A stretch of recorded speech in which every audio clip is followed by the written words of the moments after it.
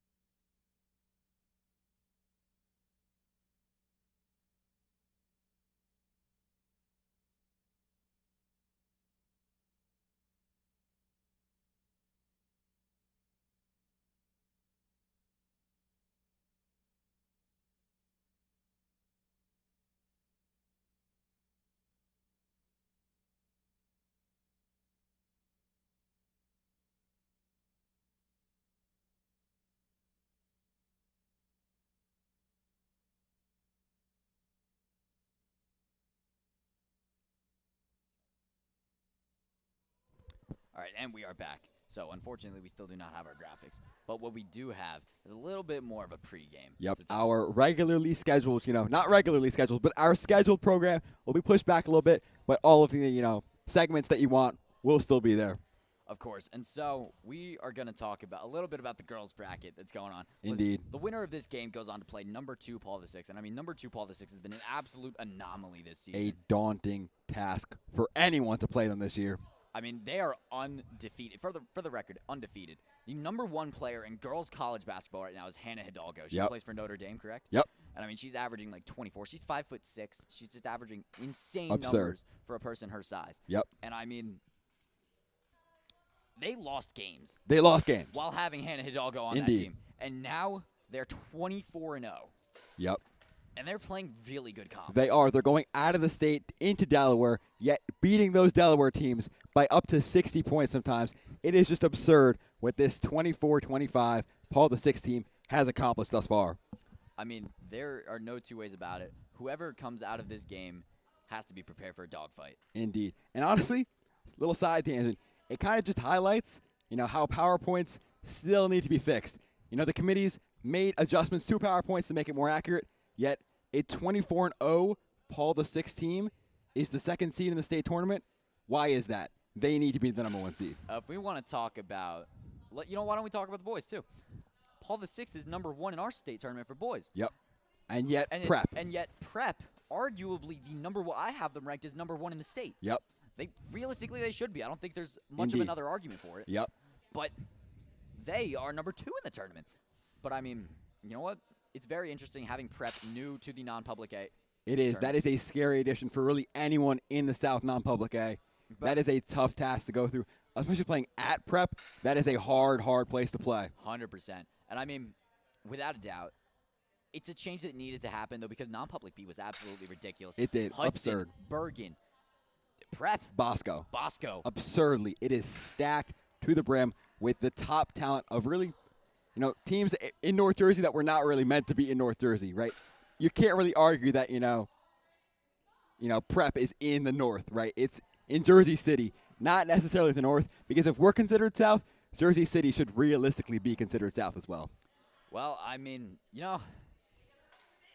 basketball has been such a wild ride this year. Yep, indeed. I mean, from seeing what Plainfield has been able to do. What a turnaround for that program. 2 years ago, if you told someone at Plainfield that they would be the number 1 team in the state potentially on a collision course for, first of all, winning the county championship, and second, a collision course for winning the state tournament, and, if the TOC was there, they would have a really good shot of winning that too. If you told them that, they would think you were crazy. They were, deep, way below 500. They have turned that program around massively. 100%.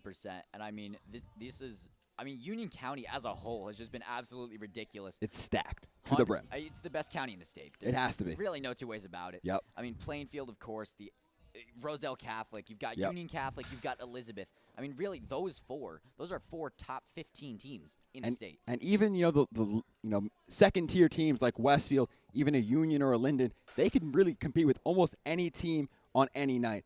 You really got to bring your A game against those teams. I mean, we've seen Westfield beat multiple ranked opponents. Indeed. They defeated Colonia. They defeated Union Catholic. And they gave Rosa Catholic a very, very good run for their money on Nas Reed night. That was a scary sight for all those in the gym on Nas Reed night. Shout out to the Timberwolves, man. Indeed. They were all there, and I'm sure they were shocked. They were like, Nas, what's happening to your old high school team? I thought they were dominant. Meanwhile, this public school is just beating them. Wow. Zach Epp showed up that day. Zach Epp did indeed. But you know what? Now's not the time for Zach Epp talk. Now, right now, I mean, girls basketball. I think we have to get back to that. Yep. It's been absolutely amazing watching what they've been able to do. I mean, even last year, they were a sub-500 team. They were not all that great, but they kept the same core. It's chemistry. It's the way they've stepped up this season. The freshmen that were starting last year, now sophomores, they feel themselves better. They are more confident. They're stronger as a unit. Indeed. We were talking about the Plainfield turnaround. We got to talk about this Lady Vikings turnaround. I mean, 4 years ago, not necessarily dead in the water, but there was not much going for that program. Yet Coach Dyer comes in here, turns the whole program around, turns the culture around, and really, you're seeing that with success on the floor. 100%. I mean, even without Kat Price, which is a very unfortunate loss. Very tough loss. Especially tonight when they're playing a very strongly sized Our Lady of Mercy team. Yep. Atop the roster, we have 2 6-footers who are underclassmen. They will be problems for a very, very, very long time. Yeah, no, that is going to be very scary. Yep. But if anyone's going to beat them, if anyone's going to go in undersized, knowing full well what they're getting into and come out with a win, it's going to be the UC Lady Vikings. They have been undersized this entire season. They have been. I mean, the tallest player you're ever going to see for them is the 5'9" Sabrina Hackett. Yep. And besides that, you've got 5'7", 5'6", Gabby's 5'5", out there raining threes from basically Yucatan. Yep. I mean, absolutely insane what she's been able to do. She's now committed to the D3 Mount St. Mary's. Yes. Right, so that should be very exciting. I can't wait to see how well she does in her collegiate career. Indeed. I expect her to really do, great things at the next level. But speaking of the height disadvantage, right, a few days ago, they were playing Franklin with a 6'3" Rutgers commit on the roster, and yet they kept that game a one-possession game for a majority of that game. So really, I expect the Vikings to do the exact same thing today, right? They're going to make it up. Obviously, it's a little corny, but heart over height. This team really exemplifies that, old adage, and I expect them to do the exact same thing today against these 6-footers. 100%. I mean, this is a gritty team. Indeed. This Lady Vikings squad. And, I mean, I don't think anyone embodies it better than the transfer who came in. Unfortunately, could not play her junior season because of a torn ACL. But TT Hassan, the most aggressive rebounder I've ever seen. Yes. You can be 6'5", and realistically, TT might grab a rebound. She will moss you. She will high point you. You are never safe when you are under the basket unless there is a body on her. Because if there is no body on her, she will jump over your back and get the ball. It really makes you wonder where she could have been if she didn't have that knee brace on. Indeed. I mean, she tells you all the time. She could grab rim. And I believe it because, how could you not believe it with the athleticism she shows with a bionic knee brace on the floor? 100%. She's running on 1.5 legs and somehow still out jumping everyone else she sees out there. Indeed. It's going to be really, really sad to see these seniors go. Obviously, even if they win the state tournament, they're gone after this year, right? Sabrina Hackett, Gabby Ziegenball, Nao. You have, obviously, Titi Hassan. It is going to be very, very sad to see these seniors go because they've all had such wonderful careers here. No matter how much time they spent here, they've all really impacted this program in a positive light. 100%. Gabby, of course, our newest 1,000-point scorer. Yep. Only the 11th girl in Union Catholic history to do so. It's been an absolute pleasure to watch this Lady Vikings team this season. It has been, and especially Gabby. For the past 3 years, we have had the pleasure of watching her shoot threes from basically half court. We will most likely never see a player, at least within the next few decades, that can do what she can do on a basketball court. 100%, especially at her size, really. I mean, she steps up as the smallest player on a lot of courts. I mean, you don't see that kind of confidence with a lot of players. When you are outmatched physically, yep, you're a good 5'5". The kind of confidence that takes to go out there and drop 30 yep, with like 8 threes, absolutely ridiculous. And I mean, heart over height, right? Yep. And obviously, the play styles don't necessarily match, but I see this, some similarities between her and Hannah Hidalgo in that they're 5'6", undersized, and yet they use the gifts that they have to really go out there and dominate. And that, as we see with Hannah, translates to success at the next level. So really, why would you not expect the same thing from Gabby Ziegenball? Without a doubt. I mean, she's going to have success at that next level. She has to. 100%. Yep. Nick Dahl did just arrive. Nick Dahl has arrived, so I believe we may be getting these graphics up soon. So, Evan, how about you pull up your list? I'll pull up my list, and let's compare who we think is the top 15 boys basketball teams in the state of New Jersey. All right.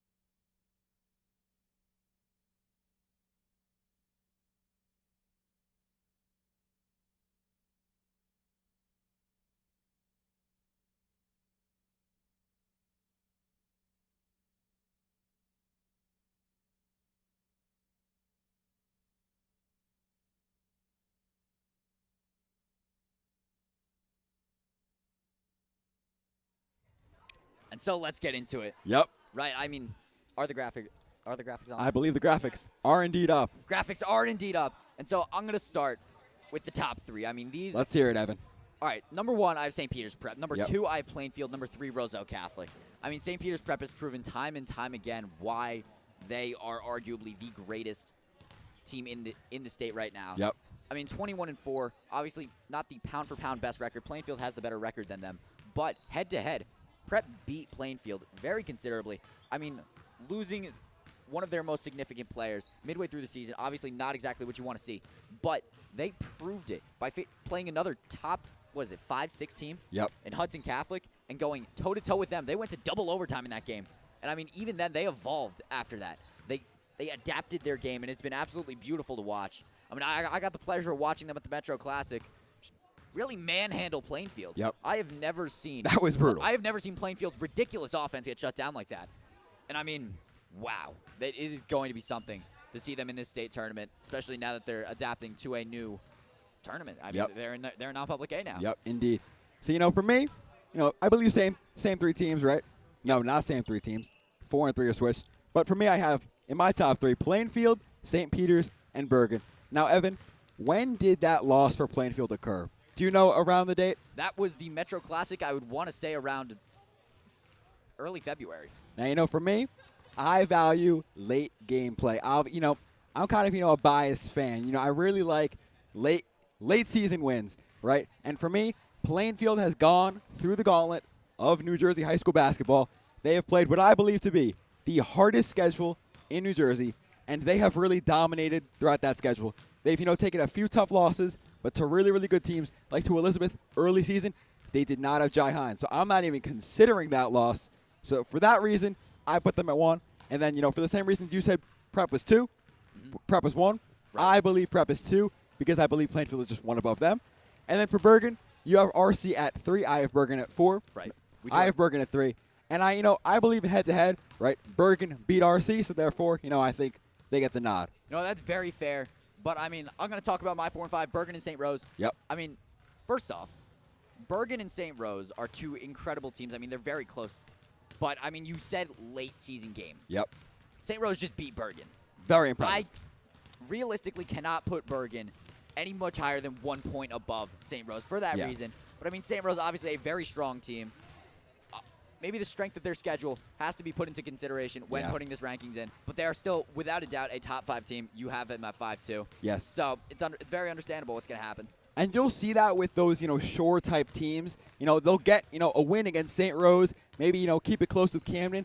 But there's not too much competition down there in the South, right? You're playing, teams like Lower Cape May. No disrespect to them. But, those beach-type teams, they're not really conducive for playing basketball like they do up north. Right, so because of that, unless St. Rose goes, undefeated, they will probably, peak at 5.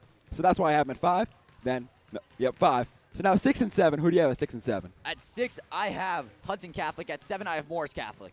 And so, listen, Hudson Catholic has been, they've been like stuttering around this area really for have, the whole season. I mean, I think they've been as high as 3 at one point. At the very beginning of the season, they were like top 3, undoubtedly. But I mean, they faltered just a little bit. I mean, they've had some tough losses to some very good teams, but they've again and again proven that they want to crawl their way back into that top 5 position. They do, yep. And I think they're just an inch away from proving they needed one more really strong ranked win. They beat Prep, one of the very few teams to do so. Yep. And I mean, I'm very excited to see Hudson Catholic in the state tournament. For Morris? Morris, I mean, they are the hottest team in New Jersey basketball Scorching. right now.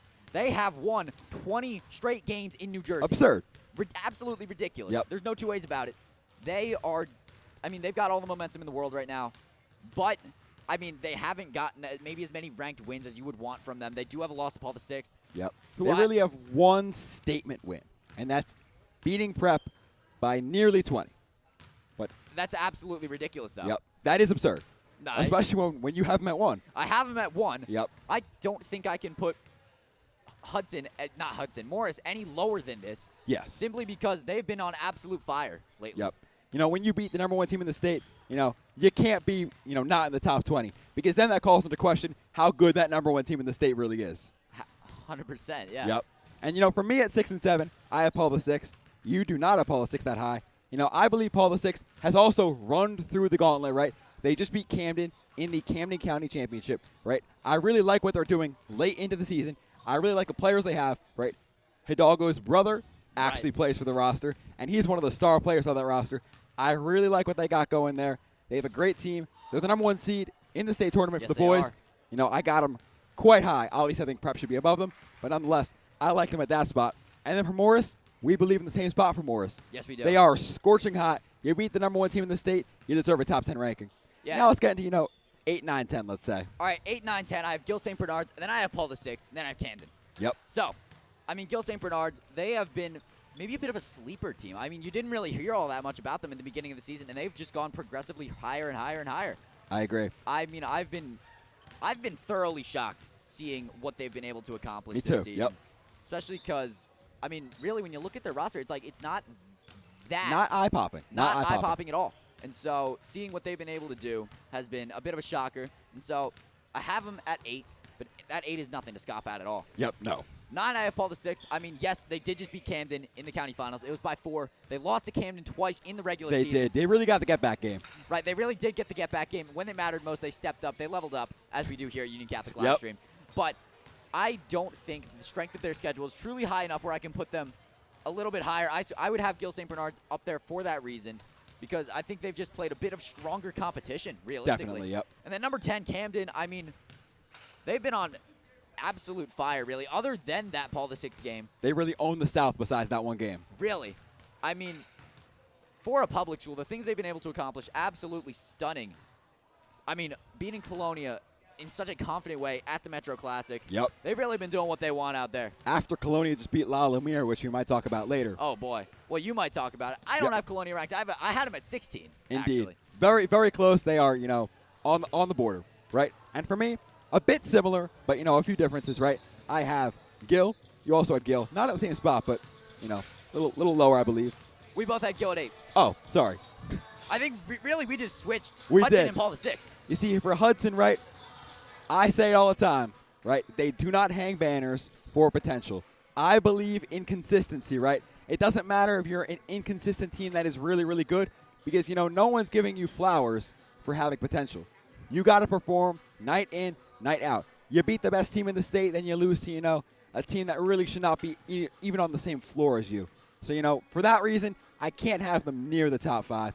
But nonetheless, a very, very respectable ranking there. And then for Camden, same spot. They really run the South besides, the Camden County Championship. Gotta love what they're doing down there. They have a massive city of kids to pull from. They are really good year in, year out. Yep. Now let's get into, outside the top 10. And it looks like we have some very similar 11 through 15.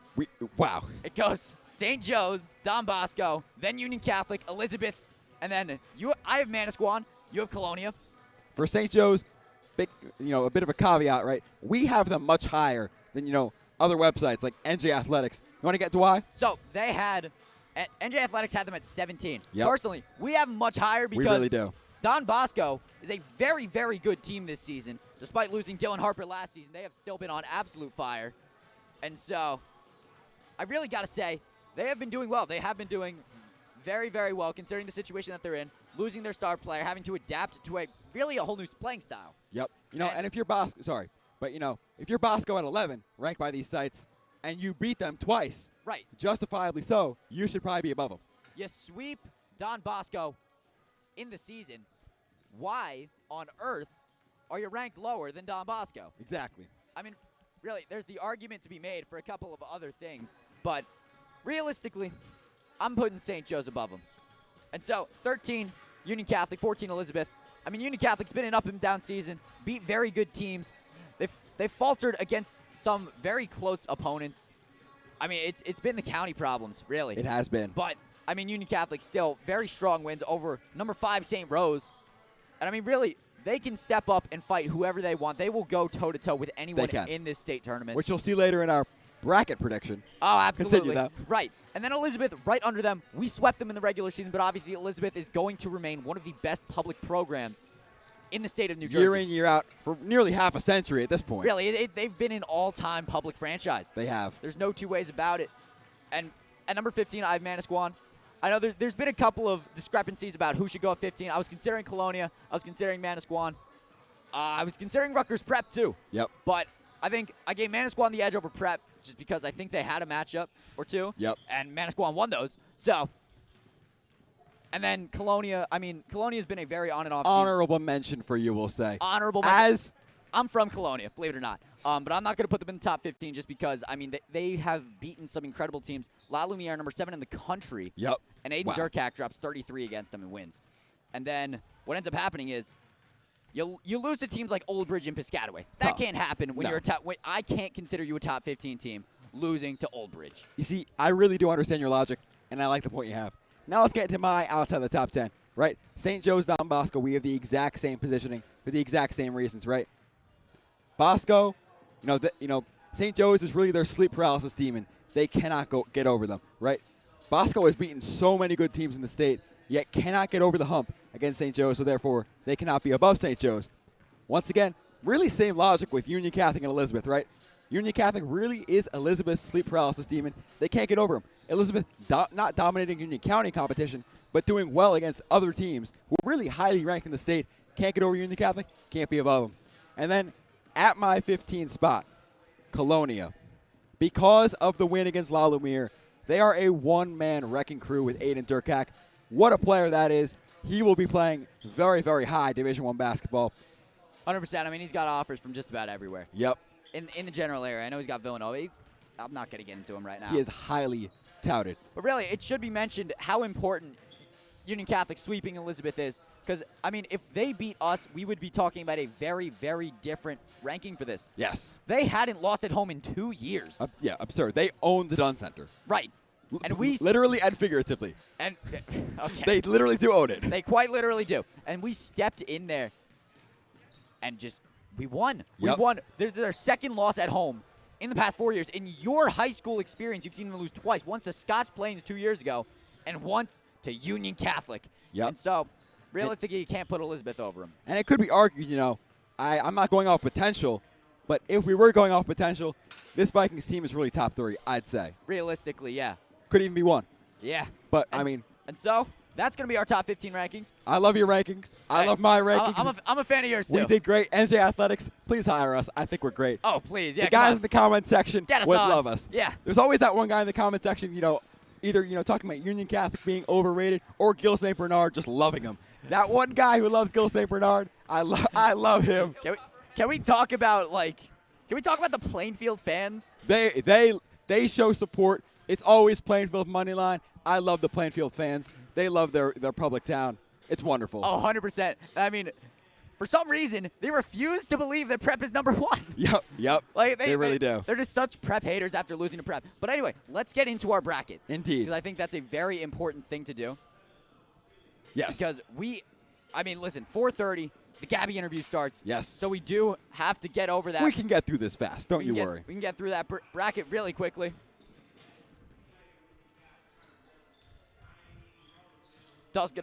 Is it loaded up? Yes. All right. So on the screen right now, you have our finished bracket for what we think is going to happen in the non-public A, I believe, right? Am I wrong? It is. Yes. Non-public A state championship for the boys in the South, right? First matchup is not a matchup. Paul VI just wins, right? Because they have a bye. They have been dominating. Then the next game, St. Thomas, St. Augustine. Personally, right? St. Thomas, they did lose Coach Bob Turco. It is a first-year head coach. But yet, despite this, I think they get the win. St. Augustine used to dominate the South back in the day. But nonetheless, they were not playing the best competition. They were playing schools like Lower Cape May, right? They are moved up a division now, and they kind of struggled a little bit. They did have a decent record. They were 16-12, but 4-8 in their conference. They are struggling to play better teams, and I think the North just does it different. St. Thomas gets the win. The North will always do it different. They really do. St. North, what am I talking about? But looks like the next matchup is going to be, I believe it's the 4-seeded. Is it the 4-seeded Camden Catholic versus the 13-seeded St. Joe's Metuchen? Listen, we're a biased commentary team. We want another home game. I got St. Joe's with the upset. Listen, St. Joe's, not exactly a perfect basketball team. And I mean, Camden Catholic, a very fringe top 20 team. But I have St. Joe's Metuchen in this. just because they have gone toe-to-toe with some of the arguably top 15 teams in the state. In the state, yeah. In the state. Well, it's country. But, yeah, Colonia and St. Joe's go toe-to-toe every time. Absolutely. It's an absolute battle between those two. And I believe that St. Joe's levels up to the power of their competition. And I think they're going to go in this with a bit of a fire behind them. And they're going to go in, roll in with the upset. Very nice prediction there, Evan. I do believe we skipped the Union Catholic game. Look at me. But, of course, we are Union Catholic commentators. Union Catholic is the favorite in this matchup. They have home court advantage. The vault will be packed with blue and black. Blue and black. So I expect the Vikings, who have run through the gauntlet of New Jersey high school basketball, and Florida actually played 3 teams based in Florida, I believe. We did. Or at least, in Florida against other teams. We played 2 teams in Florida and 1 Montverde Prep. They have run the gauntlet. They obviously struggled a bit through the gauntlet, but nonetheless, it prepares them for March, where it really matters most. This is a brand new season. Really. Indeed. I mean, States is a brand new season. It really is. As we said with Coach Regan, new season starts today. Right. And I mean, he said he wants to take it game by game, and I think in this game, Union Catholic steps up in the state tournament. We saw them 2022-23. Yep. We saw them go in as a 5 seed, have an absolute gauntlet ahead of them, pull off the upset. AJ Altabelli, Chim Okioma. Keyshawn throwing the ball up in the air, as AJ said in that interview. Absolute thriller. You're going to be seeing that interview before the boys' game, after the girls hopefully pull off a win against Our Lady of Mercy. Indeed. But nonetheless, next matchup, it's Immaculata versus Pingree. Pingree, what a lovely school that is. Such a nice facility, such a nice campus, but nonetheless not necessarily known for their basketball talents. Big lacrosse school, big baseball school, big Olympic sports school like rowing, like those kinds of things. Immaculata, they are built for moments like this. They are built for deep state runs. I believe Immaculata gets the victory as the 6th seed. I believe next up we have Christian Brothers versus St. John Vianney. Massive seed discrepancy here. Huge seed discrepancy. I mean, listen, it's hard not to take Christian Brothers. They aren't exactly a basketball school themselves. They are a track school. They're a boys' track school. They are an absolutely insane boys' track school. But, however, it's got to be Christian Brothers in this. I think the upset of St. John Vianney. But actually, there's a huge wrestling story about St. John Vianney that I'll get into one of these days. That we'll get into one of these minutes. Nick Dahl's happy about it. But I mean, they freed him. They freed him. They freed him. He's wrestling tonight. Knox is back. But we're here for basketball. I saw that on Reels. Sorry, St. John Vianney. You got your wrestler. You don't got your state tournament win. And Red Bank Catholic, I mean, what a competitive team, right? In the South, they have been tested by teams like St. Rose, like Camden, and they have run the gauntlet of the South. Not as strong as the North, but they have been tested, which really matters in the state tournament.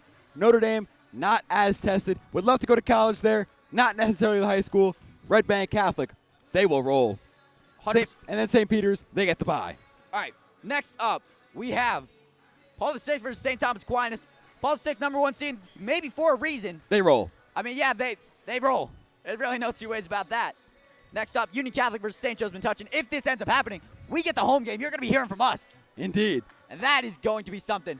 However, I think despite the fire, Union Catholic has a little too much firepower on that team to lose to a St. Joe's Metuchen. Yep. So I got Union Catholic in that.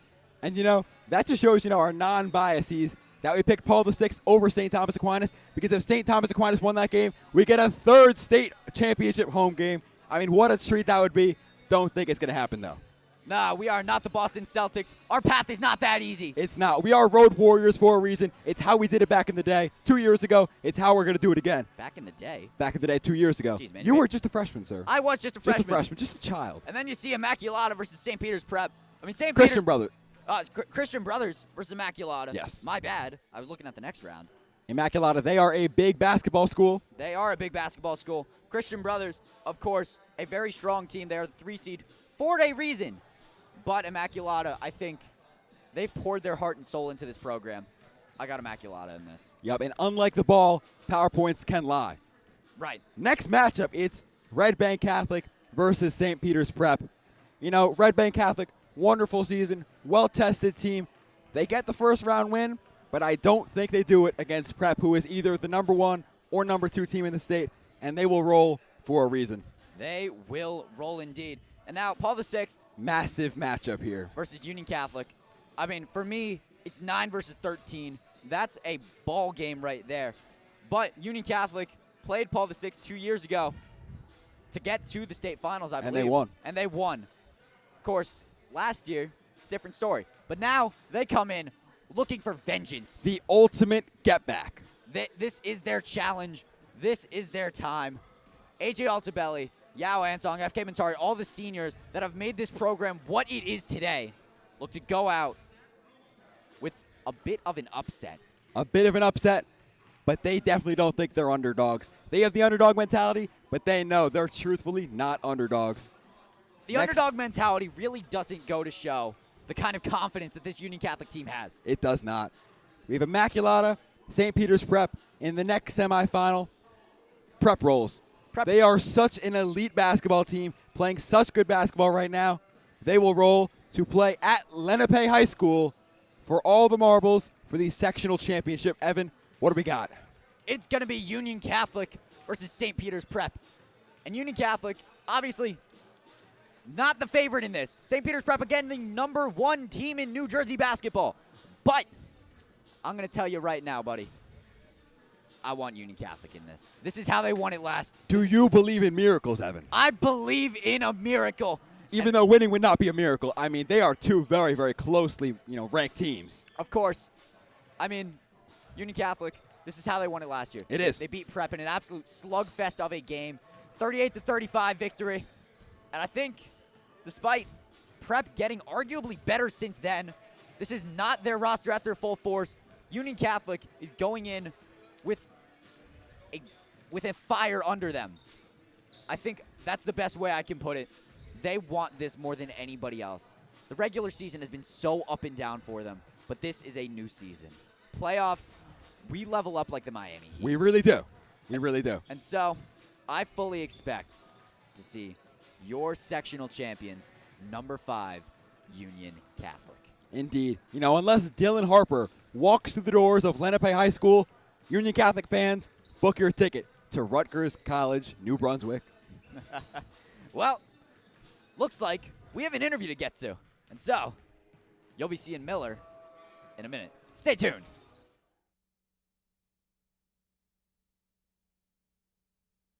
Welcome back, Vikings Nation, to a brand new segment here. We're one-on-one today with Gabby Ziegenball, star point guard for the Lady Vikings today in anticipation for their home state playoff game versus Our Lady of Mercy. Thank you for taking the time to be with us today. Thank you for having me. Yep. So, first off, there's a reason I'm sitting here with you today. Yeah. Right? You've had one of the greatest careers in Union Catholic girls basketball history. You don't really have as amazing of a career as you had without having a really strong love of basketball. Exactly. So what would you say, started your love of basketball?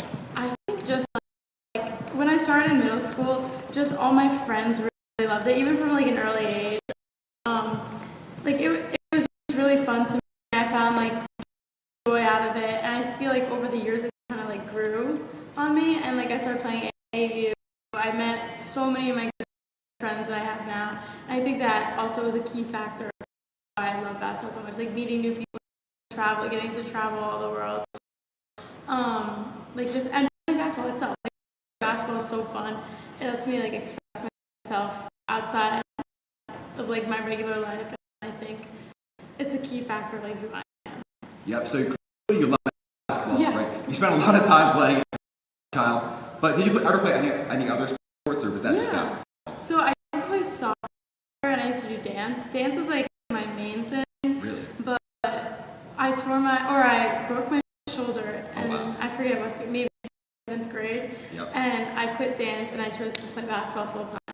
So that's kind of like, I was balancing both of them. Makes sense. So once you started playing full time, what was your routine like for basketball training to be as good as you are on the court right now? It was a lot, like especially with the recovery, because that took a while. That was a big impact.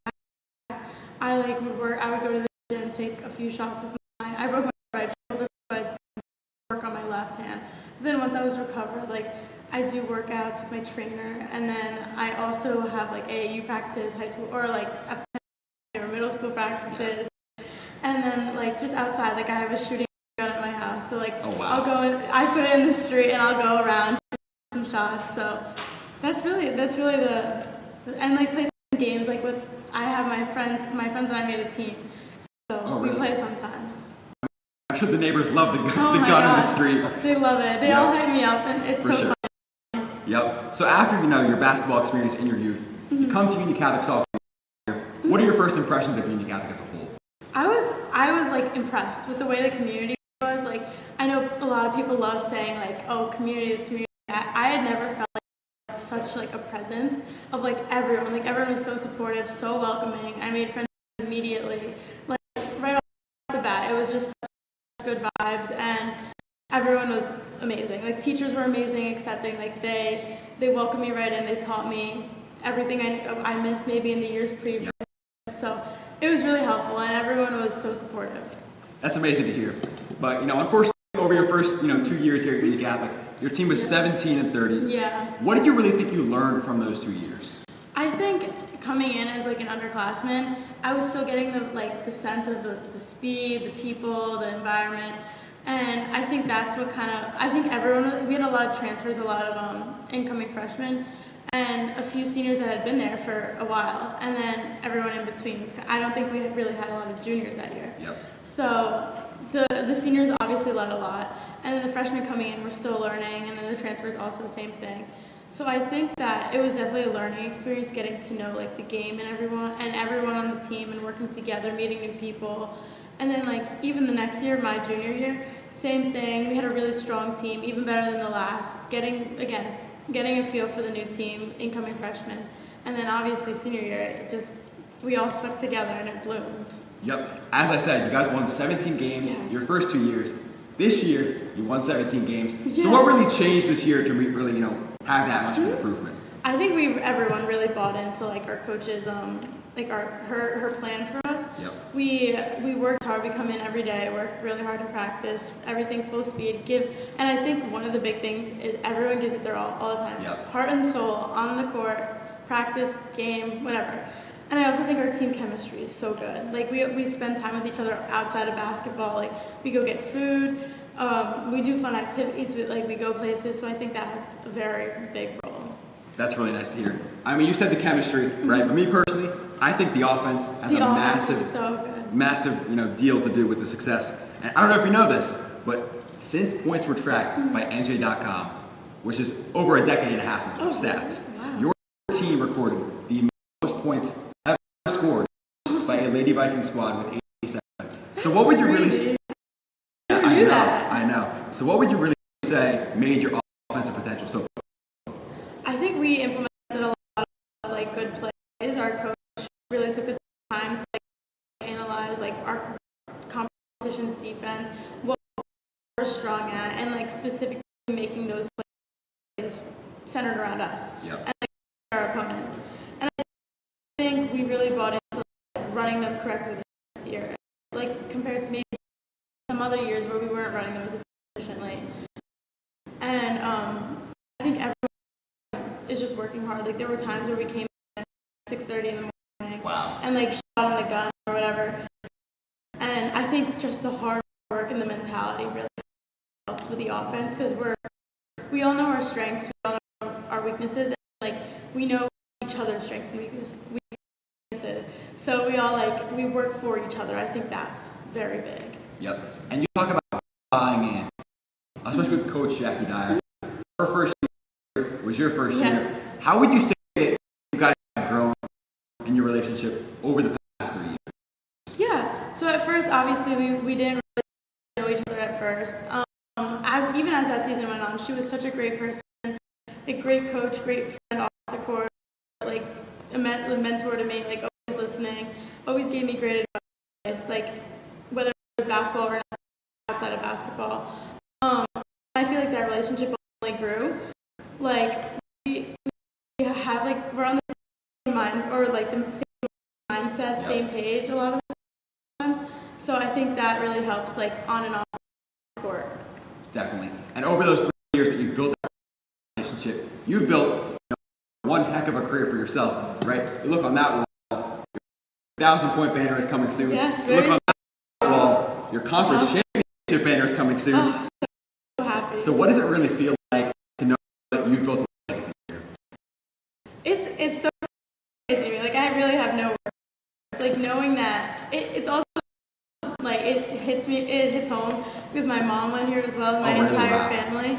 So I feel that like being able to come here and like carry on, I guess, their legacy in a sense, is just, it's really important to me and shows that I can accomplish great things, like our team can accomplish great things. Just the hard work does pay off. Yep. And on the talk of legacy, we're both seniors, right? Yeah. We're both graduating very soon. So what are your plans to do after graduation, academically and athletically? Yeah. So I'm going to Mount St. Mary College in Newburgh, New York for academics and basketball. Thank you. And then I plan on studying dental, which is kind of like the biomed area. Very, very exciting. It's unique for sure. Definitely. That is very, very unique. What really made you want to study dentistry? Yeah, so when I first, I've always been like interested. Like when I was a kid, my dentist would always be like, "Yeah, you have to be a dentist when you grow up. You have to be a dentist." I was like, no. But then I got my braces, and the way everything like moved in my mouth, it was just so like interesting to me. And I was like, I could see myself doing this because I want to be the odontist in the long run.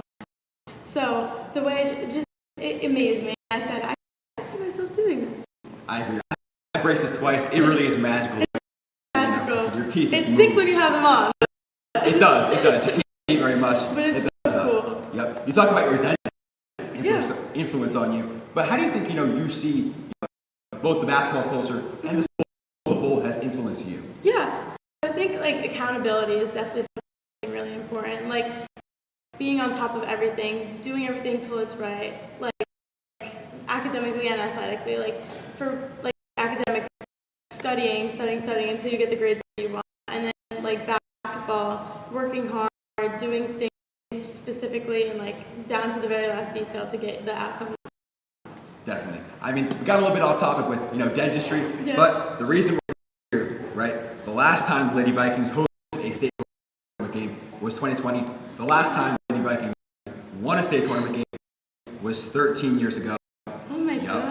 So what would a win against Our Lady of Mercy, the team that I believe knocked you out last year? Yeah, we played them last year. What would it mean to you? It would mean a lot to me. I think we really have it. I think we could beat them, especially to get revenge from last year. Yep. I think it'll be a very, very close game, like coming down to the wire, head to head, obviously, like giving it our all. Like seniors don't want to graduate. We don't want to play our last game. So I think that's really going to motivate us. And then the rest of the team they all follow along. So I think we have a shot. I think we could win. I think so too. I mean, thank you so much for doing this, Gabby. I mean, obviously winning the whole thing is a very tall task, but if I ever pick a Union Catholic team that was ever going to get back to the promised land, it would be you guys. So good luck, Gabby. I'm honored. Yep. Go make some history. Yes, I will. And I mean, it was an absolutely amazing experience getting to work with Gabby on that. And now you see her warming up. And for those who maybe missed it, welcome to Union Catholic Livestream. We are here today with the first round of the NJSIAA tournament, non-public A tournament. Indeed. South? It is very, very difficult to remember that. Right, it's a lot of words, man. It really is. I don't even know. I just know we're in the South, but A and B, very, very easy to get confused with. Right, because the problem is it's not school by school. It's like team by team. It's not. And even, team by team, exactly. Boys sport can be different. Girls sport can be different. It's brutal to remember. Right, and it's not like it's skill level or it's not like it's anything. Our boys basketball's in A, track's in B, and we are one of the best track teams in the state. And boys lacrosse is in B, which, I am on the boys lacrosse team, and if it was based off skill and boys track is in B, we are not comparable to boys track. It's close for sure, but unfortunately, not close enough. No, but if we were in A, we're running through A. Trust me. Running through A.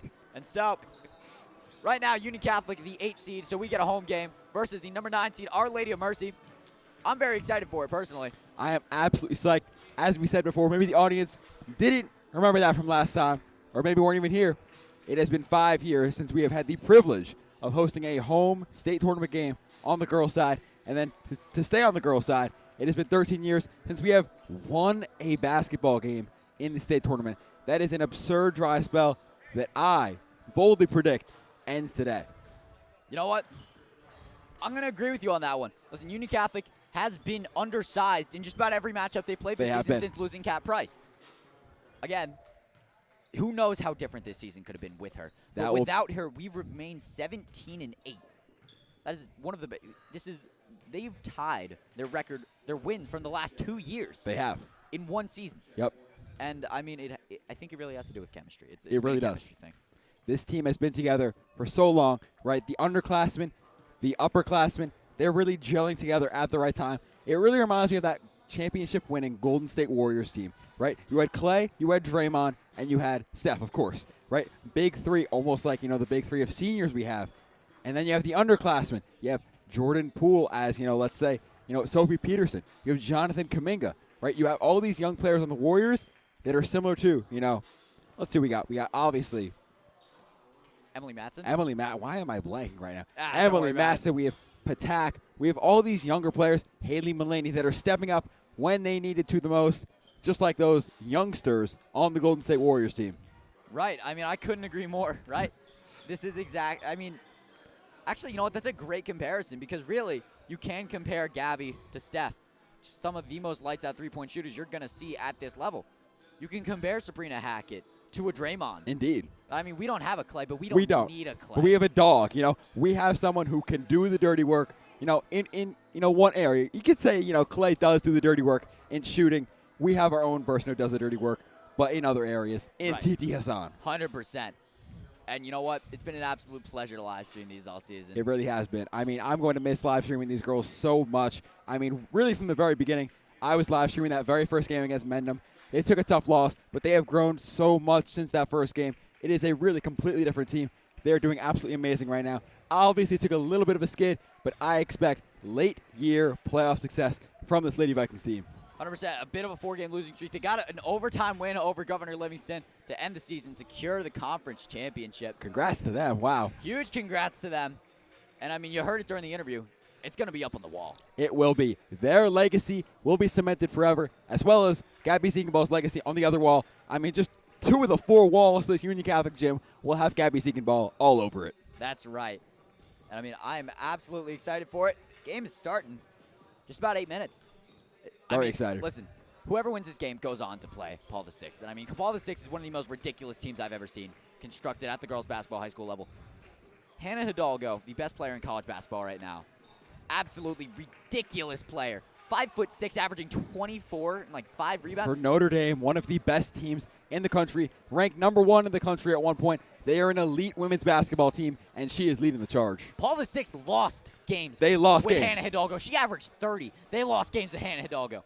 They aren't losing games this season. Yeah, that speaks volumes. Just as strong of competition. With just as strong of competition. Yep. As I said before, they're going to Delaware. They're finding hard teams to play, and they're winning by 60 at sometimes. And here we have Greg Valoria of the boys basketball team. You'll see him later tonight, 7 o'clock. Stay tuned. Let's hear from him right now. Yo, everyone be there. 7 o'clock, Donovan Catholic, last home game of the season. Everyone should be there. What a message from Greg right there. Thank you so much, Greg. Absolutely. I mean, we will get another home game if St. Joe's can pull off the upset right now against Nope. It is 26-7. So not only if St. Joe's can pull off the upset, if St. Joe's can pull off the miracle upset, and the clock is about to be running right now.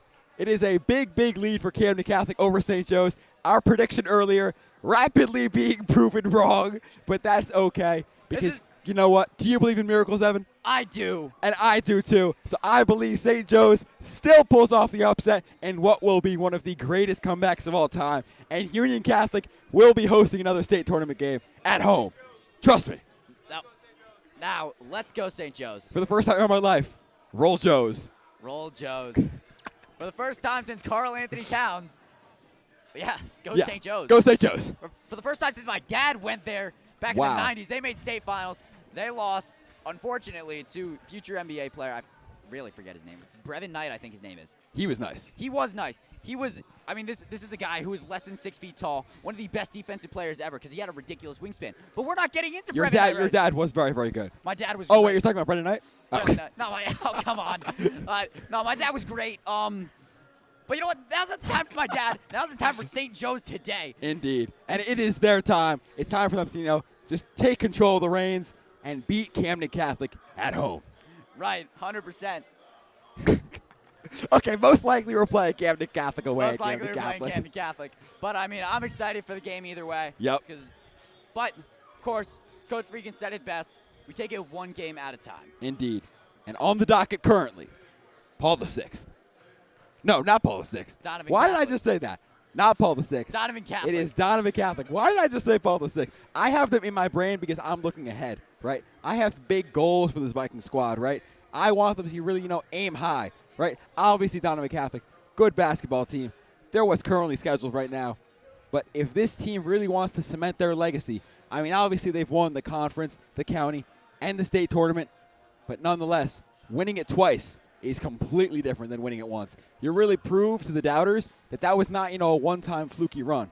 That is a good team led by elite seniors who can win basketball games in the month of March. 100%. March is when it matters most. You can do whatever you want in the regular season. This is the time to step up. March is a basketball season. March Madness, I mean, NBA is going. You're ending the regular season with the NBA. And state tournaments for basketball. High school basketball. Boy, what a time to enjoy basketball. What a time to be a basketball fan. What a time. And what a time to be a Union Catholic Vikings basketball fan. I mean, as I said earlier, we are so incredibly spoiled with the teams we have currently on display. They're playing really high-level basketball right now. Despite the skids, they are two very, very good teams who will be very, very exciting to watch. If you're at home right now and you have a ride, please get here. Game at 5 for the girls, game at 7 for the boys. It is going to be a treat. Right. We will be starting in just under 4 minutes. So, if you can't make it here in person, then stay tuned.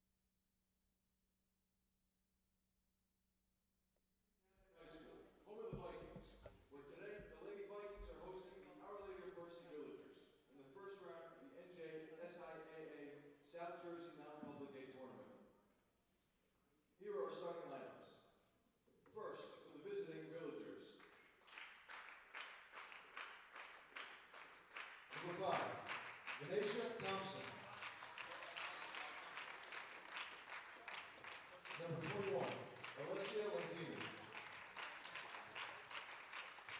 Number 22, Caitlin Coriel.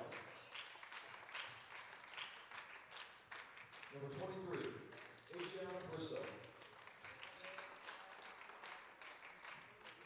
And number 24, Talia Lewis. With head coach Brian Coyle.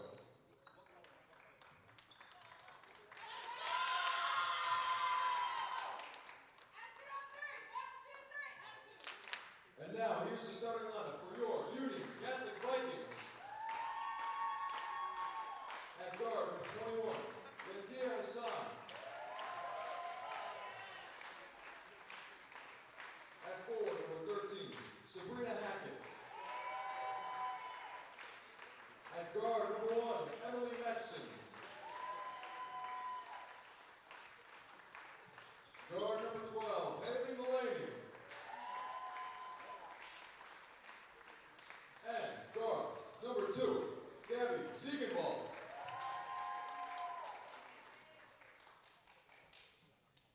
Led by head coach Jackie Dyer.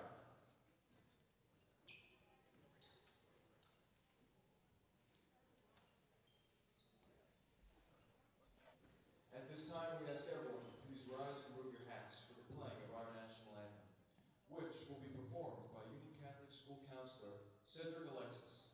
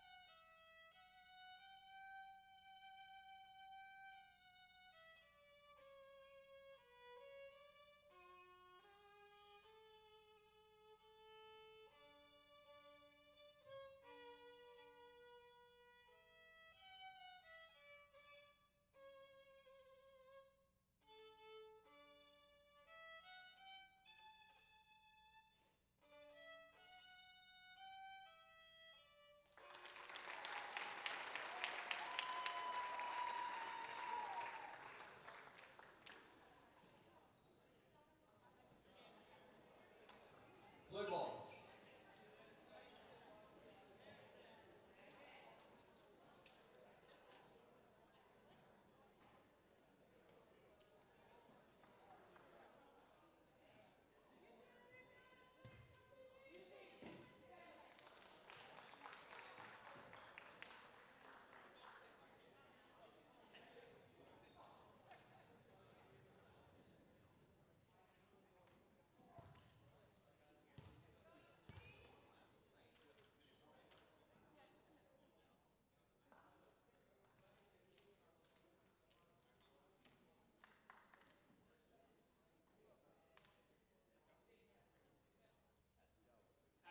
We got the same. Oh, sorry. Ladies and gentlemen, we are ready for this game to get started. I was just about to ask about the St. Joe's score, but we'll figure that out on our own time. Right now, Lady Vikings are absolutely ready. I mean, you were prepared all year for this moment. Tip-off about to happen. This is what it's all about. Right. I mean, you tell me at the end of last season, hey, next year we're not going to have any significant roster changes other than we have 2 players that come to our team. And somehow we host a state tournament game. I wouldn't believe you, to be honest with you. Truthfully.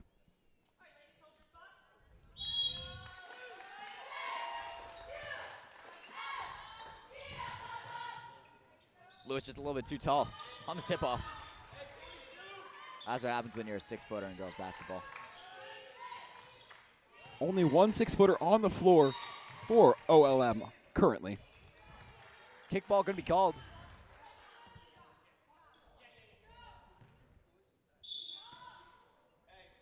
And Coriel to inbound. Lentini with it now. Thompson guarded by Hassan. You can't jump and do that. I don't necessarily know, the schemes that OLM is coming out with offensively. But what I do see is the Vikings have come out defensively with a 2-3 zone. Obviously, I'm sure Coach Dyer has done her extensive research. I'm sure that will pay off later. I mean, 100%, you have a severe size disadvantage, and you cannot afford anything. Because this is win or go home. Indeed. If you need a time to have... Madsen fakes the 3. Hassan, top of the key. She's going to drive in. Lose it. Bristow with it. Oh, that is deep 3 there. No good. Madsen on the ground for the rebound. Bristow comes away with it. No foul call there. That is tough, gritty state basketball play right there. 100%. Drives in, kicks it out. Travel going to be called against Lewis. Great defense there by Mulaney, establishing her defensive position and not giving it up. Draws the turnover. Starting off very strong defensively are these Union Catholic Vikings. Hassan. Madsen top of the key. Guarded heavy by Lewis. Gonna drive in. Jump ball. And since Hackett lost the tip-off, it will be Union Catholic basketball. Hassan to inbound.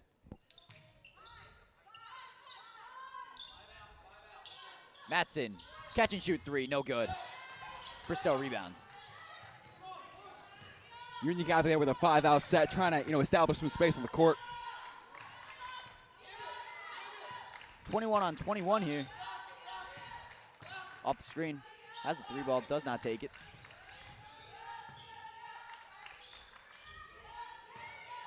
Corner wants to find Lewis, will not. Catch and shoot 3 ball, just short. Offensive board, second chance. Hackett going to be called for a foul there. Just like that, first free throws of the game will go to Alessia Lentini. That right there is a brutal break there for the Vikings, right? 3 OLM girls down low, 2 girls box out, 1 girl doesn't. Easy offensive putback for OLM. They go to the line for 2. Right, and I mean, we are just under 2 minutes into this game. Nobody scored yet. And that's really the tough thing about, defensively rebounding, right? Because if you have 5 girls on the floor and 4 of them box out, but the 1 girl that doesn't box out gives up the rebound, what is the incentive for the other 4 girls to keep putting out that effort to not get it repaid? All 5 girls got to be on the same page at all times when it comes to rebounding. Right. Second free throw is good. OLM with a 1-0 lead.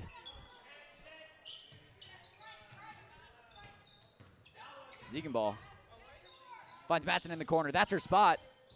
There we go. And she absolutely loves that 3 when she's actually slightly behind the backboard. The way her shot arcs, it really aligns perfectly with that position. She loves fading to the side on those. And, I mean, she's like kind of scary efficient from there. Lewis drives in. Right into, what is that, our clock? Indeed. Thankfully, there is a cage around it for that exact reason. For reasons like that. And that'll be free throws. On the way up, I suppose. Who knows? Kalia Lewis looking to tie it up with these 2. First is good.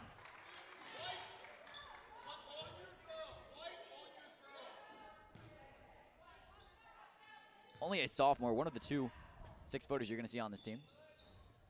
Rattles in, goes 2 for 2.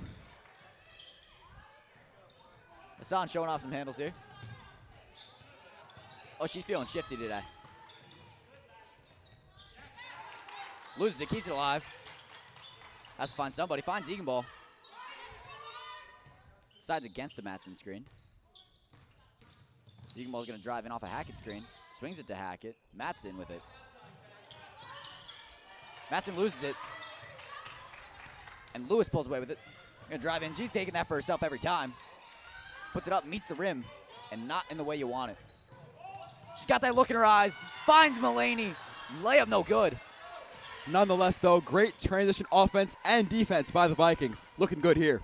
100%. I mean, the offense, while not perfect, you've seen 1 too many turnovers, but It is not bad basketball whatsoever. Swings it in. Thompson with it. Off the glass is good.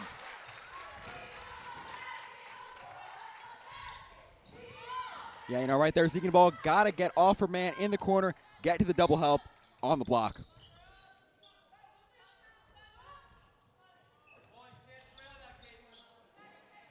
One of these days, Hackett is going to take just a really deep three. And she will shock us and just drain it. I want to say that was a pass to Mulaney. Mulaney, again in the paint, no good. Drives in. How many steps are you going to take? That's a whole vacation.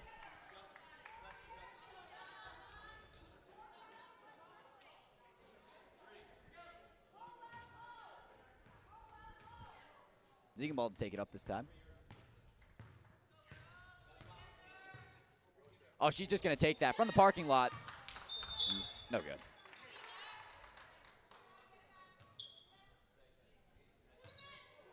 I mean, I want to say that was tipped by OLM. Yeah, Ziegenbalg asking for the tip call, too. I mean, I can't imagine she could miss it that short. Absolutely not. This is probably, arguably, the most confident three-point shooter. Well, we're going top of the key three, top of the key three. Neither of them fall. Matson's got to get up fast. Can't risk that 8 seconds. It's 8, right? Yep, it is indeed 8. There are too many second violations in basketball to really know them all. Thankfully, only 1-8. Right.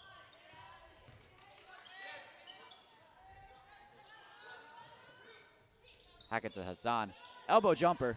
No good. Despite the miss, beautiful move right there. Little jab step fake. Goes up with a midi. No good there. Love creating space. Hassan with the steal. Got to call a foul there. Foul going to be called on Alessia Lentini. And just under 5 minutes into play. That's OLM's first foul. Sond inbound. Ziegenbalg with it.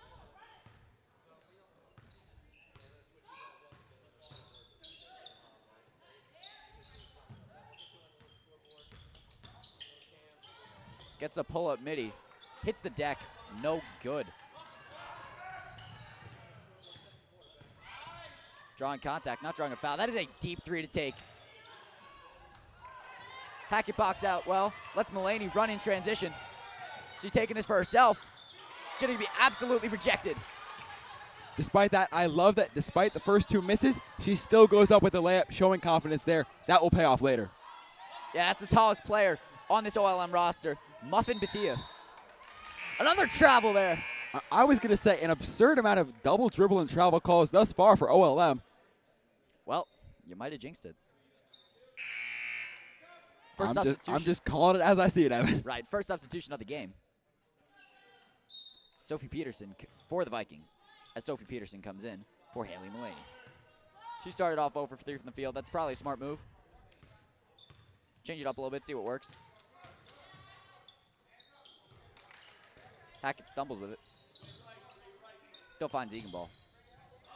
Off the Hackett screen. 3-ball, no good. Hassan offensive board. Hackett for 3, no good.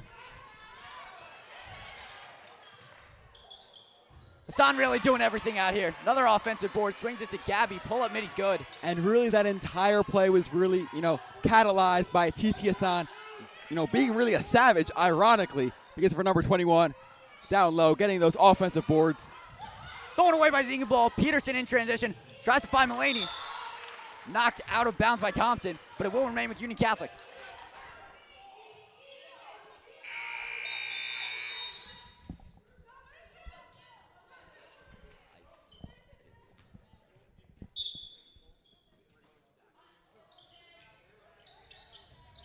Inbounds it to Ziegenbalg. She's take those 10 out of 10 times. Just short. Off the front and back rim. Thompson spins, drives in on Hackett, no good. Offensive board, put back. Rolls in for Bethia. Peterson in transition, she's speeding up. She's not stopping. Goes to the rack, it's good. We're all tied up at 7. Just over a minute to play.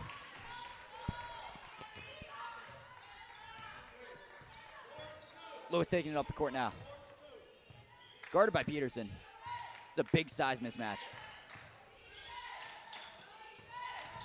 Drives in. Floater over Hackett is good for Bristow.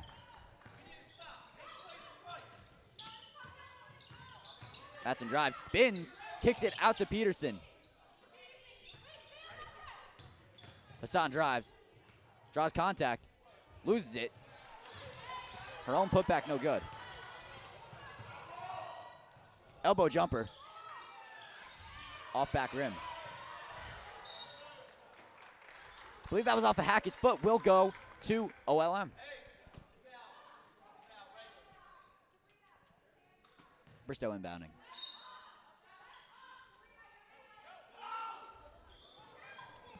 Wide open for three. Maybe there's a reason. Miscommunication there on defense there by the Vikings. Hackett accidentally matched up onto a guard. She switched off at the last second, resulted in a wide open three. Peterson drives in, tries to put one up, no good. Wilbur showing off a little soccer skill there. Love to see that.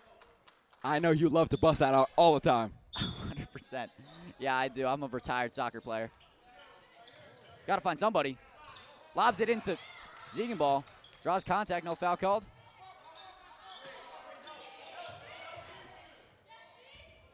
TT fades, Despite no good. the miss, I love attacking that matchup. I think she can really gain an advantage there. 100%. Blocked by Peterson at the buzzer. Now that. All right. So let's take a look at what we've seen in the first quarter so far.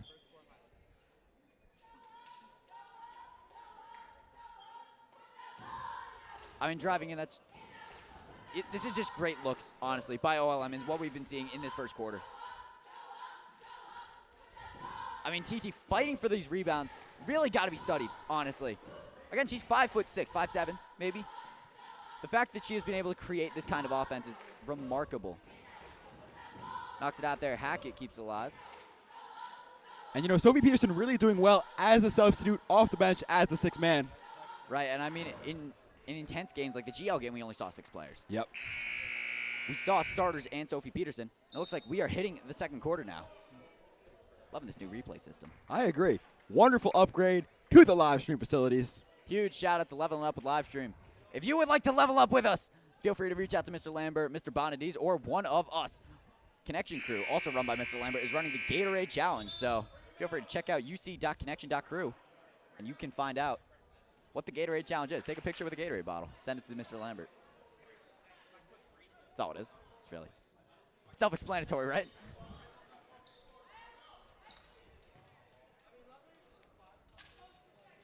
Union Catholic down 2. Obviously not the first quarter we expect from such an strongly offensive team.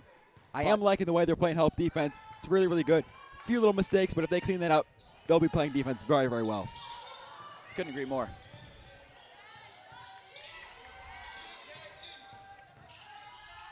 Drives in, almost stripped away, but gets it back. And Lentini is going to put it in. And despite giving up a miss, I love the help off the dribble drive by Hassan. Nearly forced a turnover there. I mean, Hassan is immaculate with the deflections. We're talking about it's just something that naturally comes to her.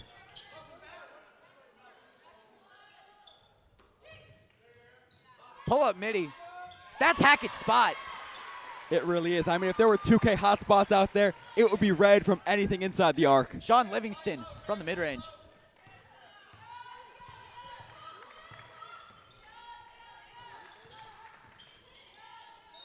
Drives in. Hackett's going to be called for the foul. That looked like all ball.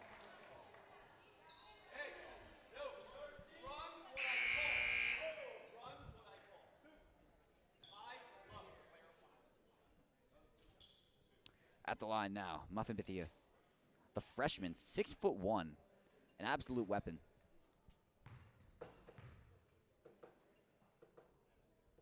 First free throw. Is that a lefty I see there? It is indeed. I'm a little bit biased. I'm a lefty myself. Me as well. You're kidding. I am a lefty. I write lefty. Well, you do a little bit of both. You're ambidextrous. I That can don't pledge count. allegiance to either side. That foul call there, maybe, you know, not as much contact as you'd expect from a foul call, but one of Sabrina's hands were at her waist. Usually when a referee can't see your hands, they will just assume that there is contact and call the foul. Matthias' second is good. OLM now leads 9-12. Ziegenball off the screen. Deflected. Peterson keeps it alive, though. Fakes it. Floater, no good. A little bit too low arcing.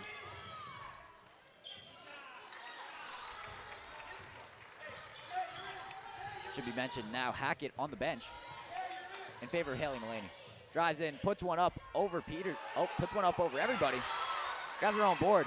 That's that size advantage coming into play. Yep, over the back Moss, but not an over the back foul. It's only an over the back if there is contact. Ziegenball barely keeping it alive. Foul called there against Thompson. I mean, there was heavy contact. The over the back foul, one of the most misunderstood rules in basketball. You can grab a rebound over someone else as long as there is no contact. You got to be very careful with those.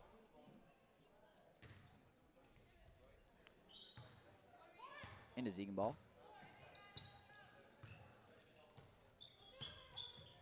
Matson hands it off to Hassan.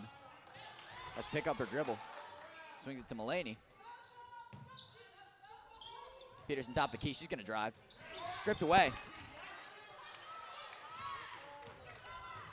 And Lewis, the 6-foot forward, acting as a point guard here. Great steal there by enacted by Sophie Peterson. Looking to speed up. She does. Tries to swing it to Mullaney. I mean, when is she not looking to speed up? Right, of course. Time out, Our Lady of Mercy. So, talk to me. What have you been seeing so far from this Union Catholic offense? See, personally, I'm a bit concerned, and they have been playing like this the entire season. But what I'm concerned with is they're starting their offensive sets very far from the basket. They're letting the OLM pressure get to them, and they're really setting up their offense 40 feet from the basket, right? Whereas OLM, they're setting up their offense, 2 feet outside the three-point line. The closer you can start your offense, the easier it is. Because if they just sag off, you can pull it. If they sag off from 40 feet out, obviously Ziegenball might want to pull it, but that's not really the shot you want to live with as an offense if you want to really go far in the state tournament. 100%. I mean, these are the shots that we've seen Gabby take all too many times. We haven't. Not a bad thing at all because she's scary efficient from there. She is, but with a small sample size, right? I believe if she was to, shoot 30 of those in a game, obviously she could make, 8, but that's not how you win games in March. Of course not. Of course, it's only February 28th. Yes. But I understand your point.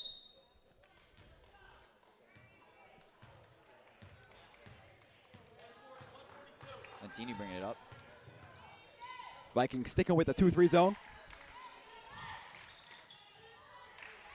Lewis tries to put one up. Grabs her own rebound. Fades. Fouled. By Mullaney there, I believe. And you see the 2-3 zone is working well to cause stops, but they just cannot get the box out in the defensive rebound to start the transition offense. It's unfortunate because UC thrives in the transition, but it has been just pure dominance in the paint for OLM so far. Lewis's first is good.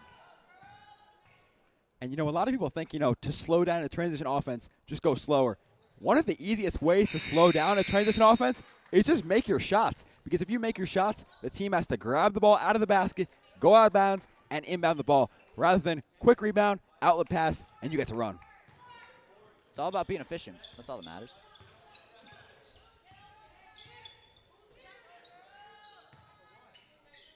Union Catholic still scoreless in the first 3 minutes. Matson's midi, no good. I mean, I like the look. That is her spot. Just couldn't get it to go. Lewis drives in. Pull-up floater. Off the glass, no good. Grabs her own board. Kicks it to the corner. Lentini for 3. Just far. Bristol, a third chance opportunity here. There's a deep 3 ball right there. Wow, that's going to fall. And now got a double-digit lead for OLM. And that will really, open up more offensive opportunities for OLM as this game progresses because it expands the 2-3 zone for the Vikings. Got to cover more ground.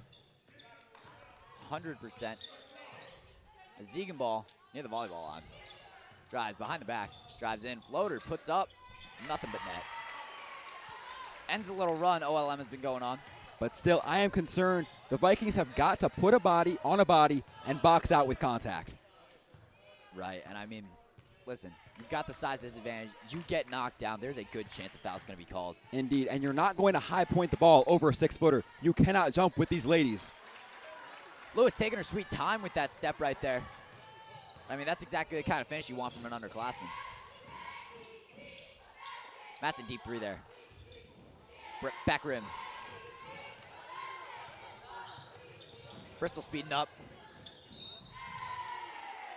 Foul going to be called. She's going to go to the line.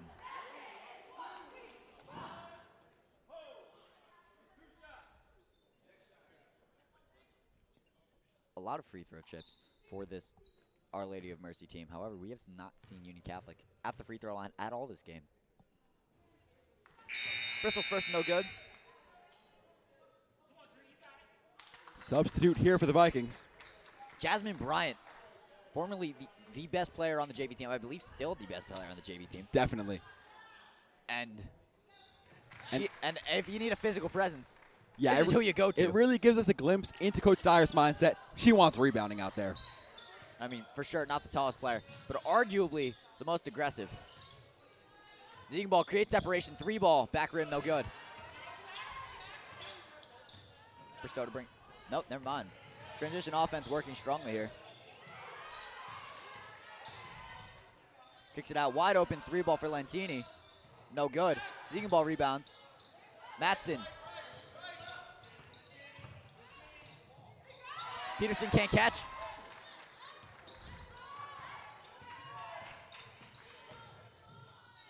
Corner 3-ball, just far. Hassan grabs the board. Foul gonna be called. And even there, right, obviously you're happy with the rebound, but nonetheless you got the rebound because you're jumping over players. You really want to see these girls box out more, put a body on a body, and get the rebound due to just sheer force. Timeout, Union Catholic.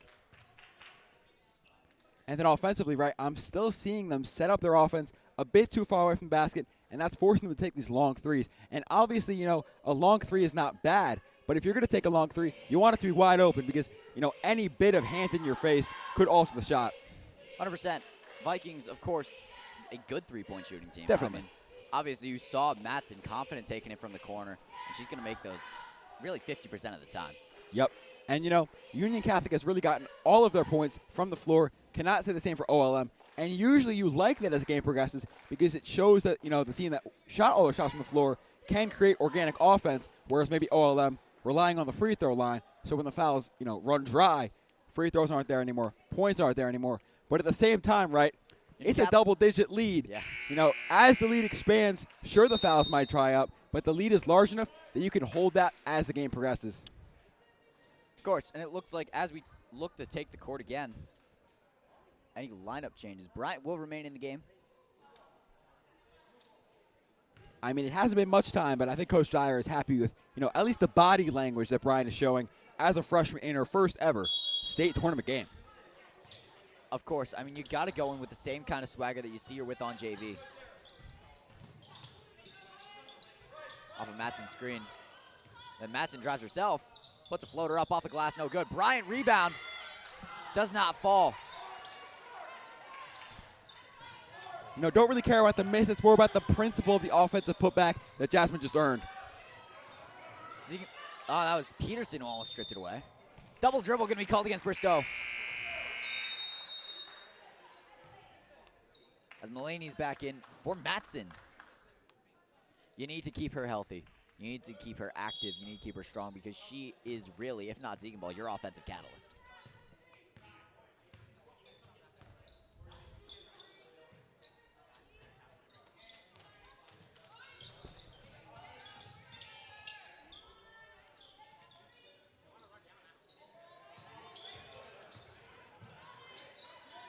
Tries to swing it in. Oh, barely keeping it alive here.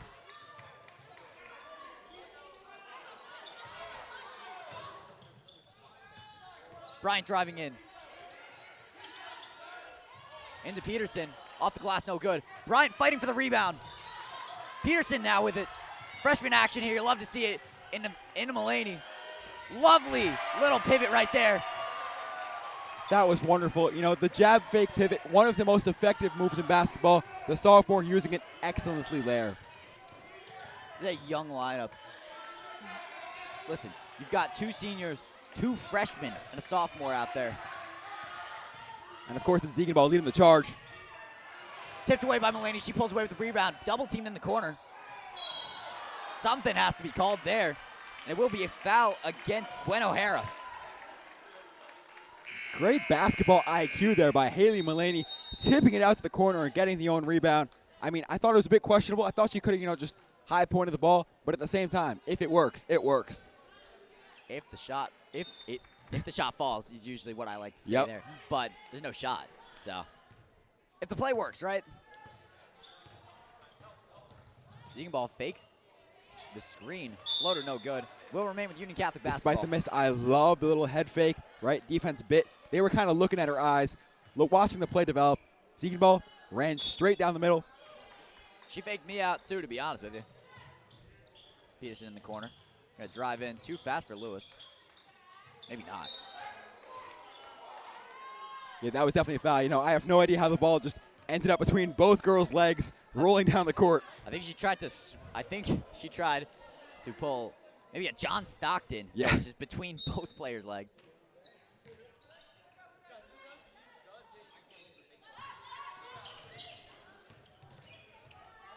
Guarded very heavy by Thompson here. Swings it into Hassan. Just absolutely swallowed. Wide open for 3 is Peterson. No good. That is not Peterson's signature shot right there. I mean, give her 3 years maybe, but not right now. Wide open corner 3 ball, just long. And that's what I mean right there, right? You, instead of boxing out, putting body on body, you try jumping with someone who has a large height advantage over you. They get the rebound over you, over your back, high pointing you like Randy Moss. Then when you try to, you're not in a good position when the ball, comes down with the girl and you have to foul. Otherwise, it's an easy layup. No, Bethea at the free throw line for 2. First is good. So many of these free throws and layups that OLM has been really taking advantage of could have been stopped by putting a body on a body. I mean, really, it's an aggression difference. That's really all it is. It is. It really is easier said than done. Yeah. Of course, it's easier said than done when you're half a foot shorter than your opponent. Hassan drives in, tries to kick it. Timeout White right there. So. I mean, the lead has stuck at 11, right? Which is obviously not good or bad necessarily. It could be taken, however, way you want. But at the same time, right, you got to start closing the deficit. You got to start thinking in your mind, what are some different strategies we're going to go out there with to close that deficit. And obviously for me, if I'm Coach Dyer, I'm saying it's rebounding, right? Because you've definitely given up more than 11 points right now because of defensive rebounding issues. So if you clean that up and then you get things going on offense, right, maybe start the offense closer to the basket, I think they've got a good shot in this one. Right. And I think Jasmine Bryant might be the key to that. She might be the spark that this Vikings team needs. I mean, seeing her get minutes out there is not only something you don't see often, but maybe an interesting take on paper. Yes, But yes. I think in this situation, she's exactly who you need. Sticking with the same lineup here. Coach Dyer was not hired to be a conservative coach that, loses state games by 10 and is okay with that. She's going to make bold decisions to win basketball games going into March. Right. 30 seconds on the clock. Bringing it up the court right now is Lentini. Are they just going to hold for the last shot? I mean, you know me. I love holding for the last shot. If there's a minute or less on the clock, I'm holding that ball till the very end. If there's no shot clock, you may as well, right? Especially with a large lead, you can just hold the ball. You know what you're going into halftime with. Steps back, just short. Peterson with it.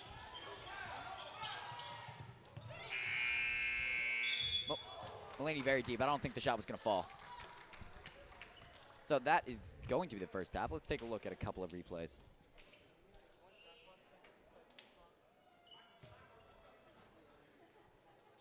So I mean, it's just been working in the paint. Deep to that. I mean, that's always going to be Hackett's signature shot right there. Little floater.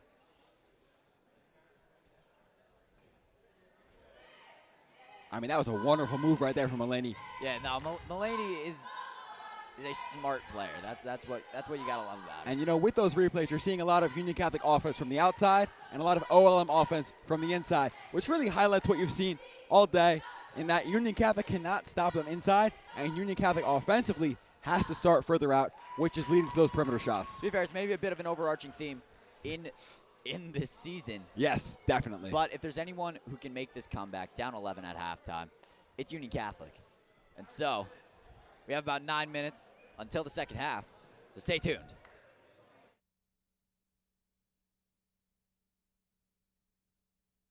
Announcement that the concession stand is open, selling hot dogs, pretzels, and drinks.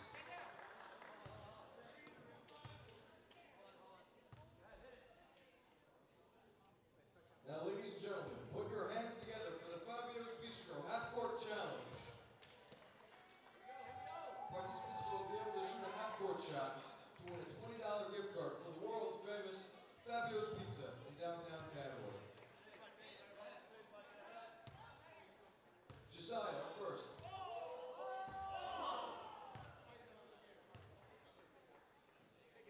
With the second shot, Jake.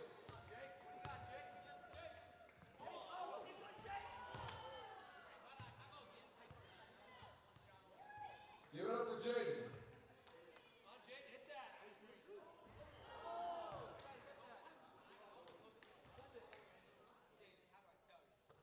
Justin with the next shot.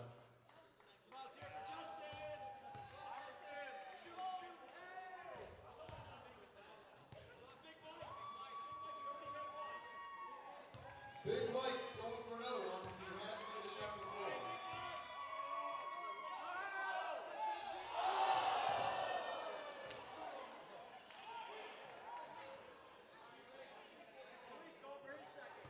Malik Moore following up that shot.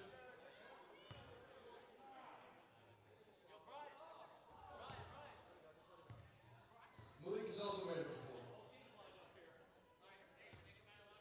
Greg throwing it up at half.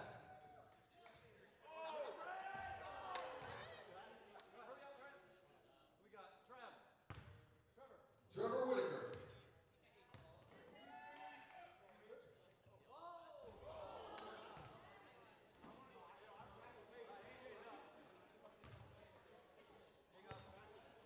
Senior captain, AJ Altobelli.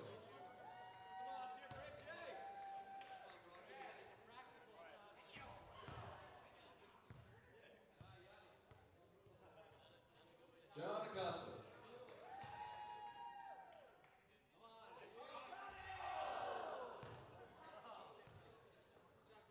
Tyler Altobelli going for a second half-court shot after he made it in the fall pep rally.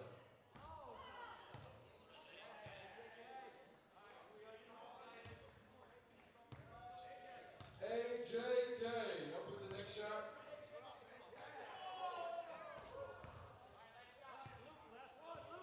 And last but definitely not least, Luke Short.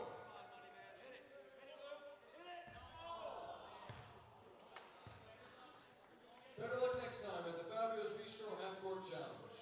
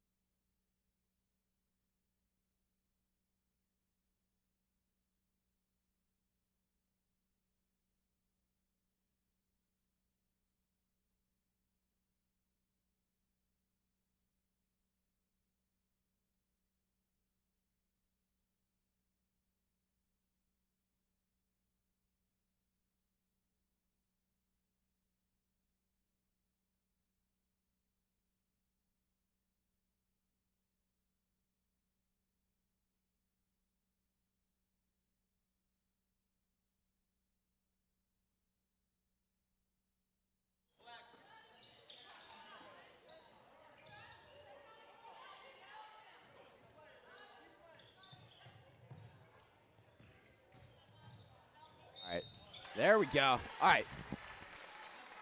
Looks like starting off early with a foul. Aggressive take to the rim there.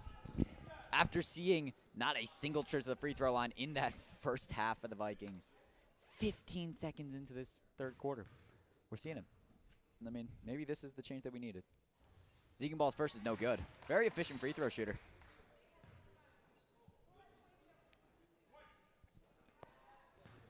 Donovan Catholic in the building. We will be playing at 7. They are in the building. Gabby makes her second. Lentini bringing it up. Something I have noticed about OLM is that they really have a wide variety of people willing to bring it up the court. I mean, it's important to have that kind of faith in your players, where you can run the offense to really anybody. Definitely. And there for Peterson, I love the defensive intensity, right? You see the play happening live, you jump the gun, nearly get the steal, but nonetheless love it. That was Matson, right? Peterson, dang. Shot no good. Always getting those two names confused. It happens. Both strong underclassmen for this team. Now, Matson with it. Gonna turn it over. And Lentini in transition. Stolen away by Hassan. Great hustle there. Lentini on the floor. Newton Catholic basketball.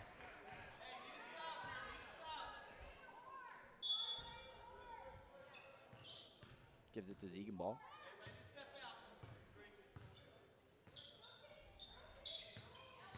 Mulaney top of the key.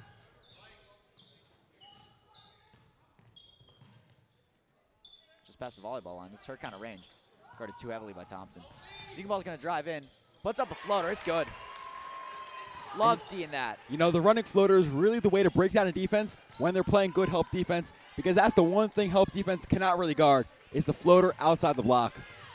Right, and I mean, unfortunately, Gabby's a very good floater player. I mean, yeah, you kind of have to be. Wow, he's very high off the glass. No good. Thompson rebound. Wide open 3-ball. Just far. Yeah, as you Hassan said, you know, when you're a short player, you kind of really got to be good at shooting the floater. Floater is crucial in a short player's game. I should know. I'm not that short, but it's like, you know how it is.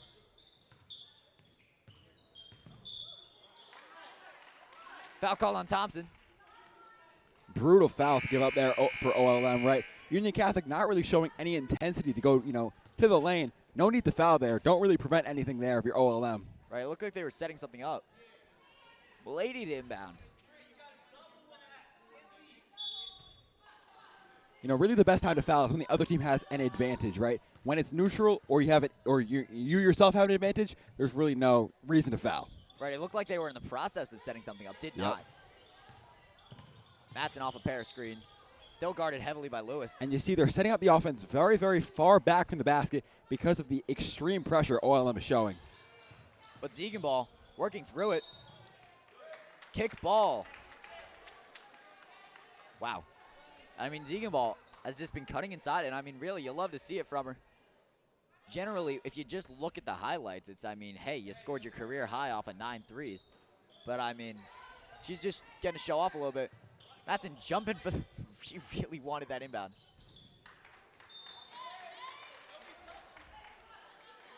Matson drew a lot of contact there. No foul called. Hassan to inbound.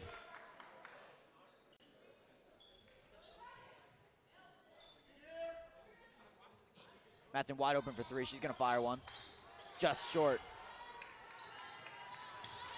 Love the look, though. Wide open. Got to take that one. 100%. I mean, Lewis was a little slow to close out. Bristow meets the side of the backboard. And I love the defense he played. Played straight up. Great job. Transition 3 for Ziegenball.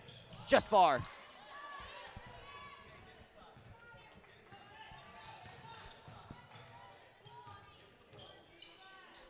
Bristow into Lewis. Great look. Two-man action. High off the glass. No good. Once again, got to put a body on a body to get these defensive rebounds. Deflected. Wide open Lentini. Just short. And way to keep that alive for OLM. It's just second chance and third chance points that are just killing the Vikings right now. I mean, this is chance number 4 right here. Make that 5. Make it 6, why not? I'm just not feeling the defensive rebound intensity thus far. Is it Jasmine Bryant that you need out there? It really might be, and I would not be shocked if she gets sent to the scorer's table within the next few minutes. Because something's got to change. You gave up, at least 5 or 6 defensive rebounds there. Right, that is just, you can't have that. Size disadvantage be disregarded. And then you give up a foul, essentially a 7th chance here for OLM to set up their offense. Right, it's not what you want to see. Especially when you've closed the gap. You've done so well thus far in this half, and you just give it up because of really, just lack of hustle. Biggs working with the bigs here. Jump ball will go to OLM. Because you have to imagine that they have religiously practiced boxing out in practice. I mean, if you do any research at all, you know that's exactly what you got to do. Yep. Got to find somebody. Wide open in the corners, Lancini. Just far. Great job getting the rebound off the pin down screen. Union Catholic read that well. Zeke ball, great look to Mulaney right there. And so far, despite all of the chances, OLM remains scoreless, and the lead has been cut from 11 to 6. Yeah, that is actually absurd that they have been kept scoreless thus half, despite, all of the rebounds that they've had. Why do I even talk, right? Why do we talk? That's just a wide open lane for Lewis. A little bit bigger than everyone else. Ziegenball draws heavy contact. Fouled. And I really like Ziegenball there, attacking the top foot of her defender, gets downhill, gets fouled. Right, I mean, her driving has been actually quite highly effective.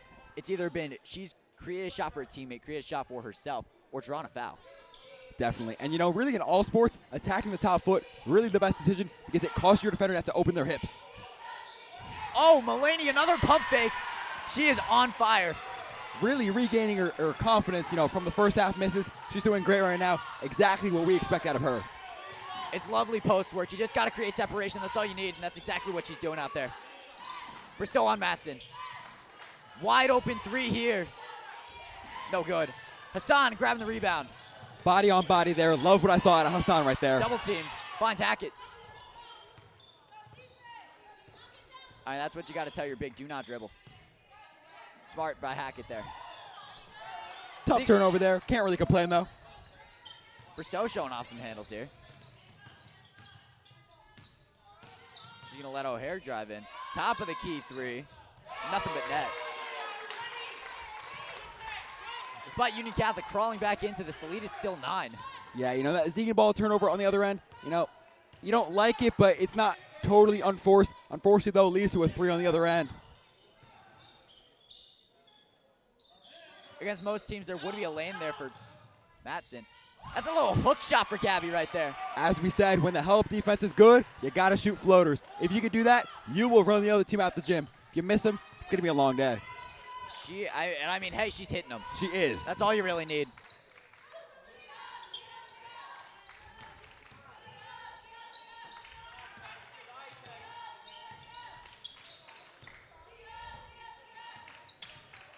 Still on Matson. Deep 3 ball there. Just short. Hackett not allowing anything right there. As Peterson comes in for Mulaney. And interestingly, what I've noticed is Union Catholic switching up the defensive schemes a bit.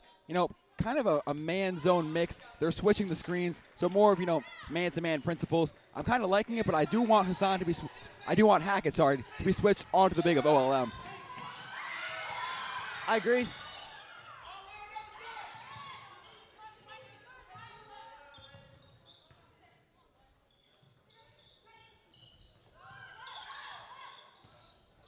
Ziegenball drives in, free throw. In and out. Hackett fighting for the board. Will remain with Union Catholic. Just over a minute and a half to play. Vikings trail 22-29. And I love Ziegenball there taking what the defense gives her, not forcing a 3, not forcing a drive to the rim. The defense helped in the basket, like very, very low down, right under the basket. She took the easy free throw. Tough miss, but they'll get the ball underneath. Has to find somebody. Finds Ziegenball in the corner. Off a Hackett screen. Matson driving in. She'd take this every day. Drives in. Foul and one. Emily Matson. Wait, what, that's an offensive foul?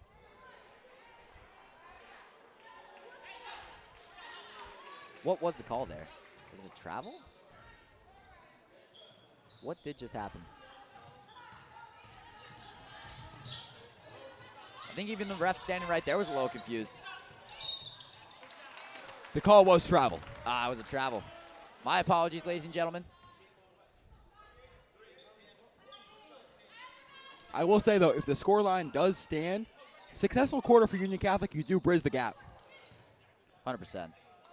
But want to try to be a little bit greedy, close it a little bit more. Fiddler guarded by Peterson.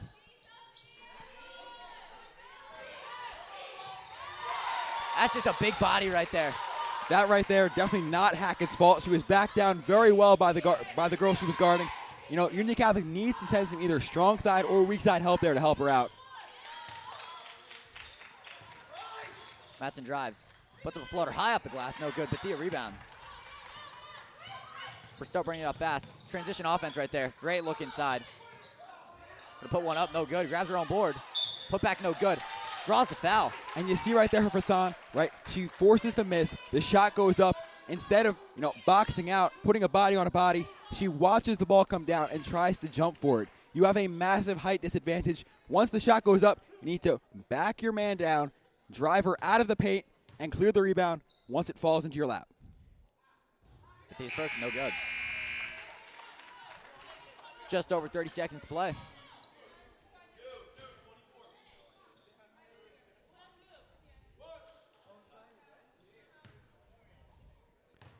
And, those can be some lingering bad habits from, your childhood when you were the most athletic girl and really tallest girl on every single basketball court, right? You could easily jump over everyone. Not the same way in high school basketball. Matson drives. Does not drive. Wow, fake knee out too. Bryant is in, by the way. Puts one up, no good. Does good work despite the miss. Holding for the last shot here. Bristow on Matson. A matchup we've seen be attacked either way. Brutal screen right there. Brutal call there for OLM. Right, you're trying to hold for the last shot. 3 seconds left on the clock, and you give up an offensive foul. Last thing you want there. Let Gabby try and win some Fabio's money here. Oh, unfortunate. That was scarily close. That was. I'm shocked that OLM did not have a girl on the ball. I don't know what the defensive idea was there, but nonetheless, it does not pay off for the Vikings.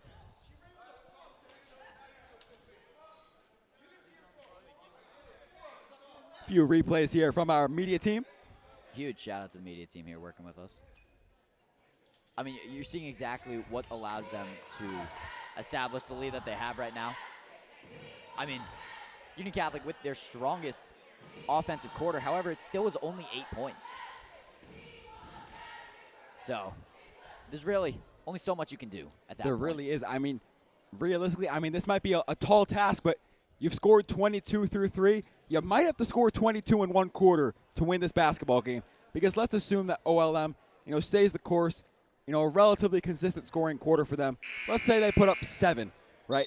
That puts it at 38. That means Union Catholic's got to put up 16 points this quarter when they put up 22 through 3. Right. I mean, OLM can afford to ease it off a little bit. They really can. I mean, if I was OLM, I'm holding the ball every single possession, because truthfully, in New Jersey high school basketball, you can hold the ball for 8 minutes straight, and obviously, it might not be, a traditional or, I don't even know what the word is, a respectful way to play the game, the right way to play the game. But hey, this is the state tournament. You're going to win by any means necessary. And if it's holding the ball for 8 minutes on offense, why not do it? Right. That is the way to move on to the next round in this. Cheesy albeit, but it will work. Ziegenball drives in, wide open lane, off the bank, no good. Bryant, maybe not intentionally, but gets it out. Ziegenball corner 3 is good. And because the help had to come on Ziegenball, there was no girl in the corner. So once the rebound landed in Jasmine's lap, out to Ziegenball, easy three from the corner. Ziegenball not really a player from the corner. She would usually take a much deeper three than that. Lewis driving in on Peterson. Top of the key three, top of the key right here. Deflected by Hassan. And I love Hassan going hard over that screen. A lot of times she will draw offensive fouls. Didn't dare, but instead nearly got the turnover. It's absolutely pesky trying to have Hassan guard you. Spins on Peterson, kicks it out. You got a wide open lane. Fourth chance here. Off the glass, no good. Chance number 5, that's a jump ball. And as we're seeing, right, the Union Catholic Lady Vikings are just doing jumping jacks underneath the basket. You are not going to out-rebound this team by jumping. You've got to put a body on a body and out-physical your opponent. 100%. That's the only way you can't do it at this point. Swings it into Lewis. Swings it out to Ziegenball. It's going to be fouled. I mean, honestly, maybe that's the right move. She is dangerous from quite literally anywhere past the volleyball line.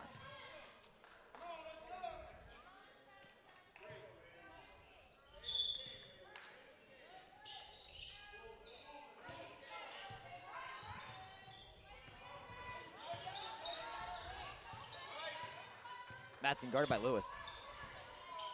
She's got a lane. Will take. Swing it out to Ziegenball. Guarded by Thompson. Into Bryant. Peterson drives. Puts one up, is fouled. Hands it right to Mr. Bonadis. And Peterson hits the line for 2 free throws. Looking to cut this lead to 4, I believe. I mean, even at 6, right? This is one of the smallest leads in recent memory. It really is. They cut it down to 3 at one point during the third. But even then, it was brought right back up to 9. Peterson's first rattles in. Got ourselves a clean 2-possession ball game here. I gotta say, something that really changed in this Vikings squad in the second half has been their ability to draw a foul. I mean, again, we did not see a single free throw attempt in the first half entirely. Yep. And now all of a sudden we are looking at great ball movement there by Our Lady of Mercy. Indeed. And I mean, you really can't do much about that if you're the Lady Vikings, right? Matson tried getting the steal off the help, couldn't get it to go. You'll live with that. You got to live with it.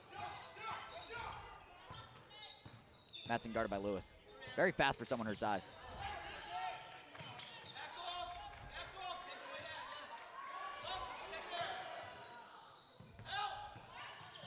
Ziegenball, another floater. This time no good. Grabs her own board. Matson from the corner. This time OLM pulling away with the board. Transition. Did she just try to go behind her back? Wouldn't that have been something? Lentini absolutely could not get something off. Ziegenball's defensive presence just a little bit too strong. And I absolutely love the closeout there from her. Really hustled back from being on offense. Did a great job there. A timeout going to be called. I mean, listen, Union Catholic, all things considered, not playing bad whatsoever. Not bad at all, except for the one thing. I'm not going to keep saying it, except for this one time. Put a body on a body and advance. Because truthfully, if you just defensively rebound, I guarantee you have left a lot more than 4 points on the board right now. Clean that up, and you will be at Paul VI. Right, that's very true. I mean, yeah, it's a 2-possession ball game. It's still anyone's game. And if I had a nickel for every time you said put a body on a body, You'd have a lot of nickels. I could buy a UC lunch. You definitely could. I mean, wow. And so, because it is really true. I mean, you're seeing it down low. That one possession right there, they were literally doing jumping jacks. They put a body on a body, and the rebound is yours. Right, I mean, that's just instinct for Hassan, but Hassan's on the bench right now. I know. So, but for Bryant, that's the reason you're out there. So you really got to execute at a high level. Right. Bryant boxes out probably the best out of anyone on this team, maybe other than Sabrina Hackett. So it will be very exciting to see her basketball journey as her career progresses. I'm very jealous. I will not be able to, experience that in person. You get one more year out of me. Matson wide open for three. Got to take that. No good. Love the look, though. Wide open, feet nearly on the three-point line. Love it. Tipped away by Peterson. No one's beating her. I can't believe she was almost beat, but she makes the layup. We got ourselves a 4-point ball game. I think she stuttered her feet a little bit, wanted to make sure she secured her footwork and put it up with a clean layup. Crowd's starting to get hyped here.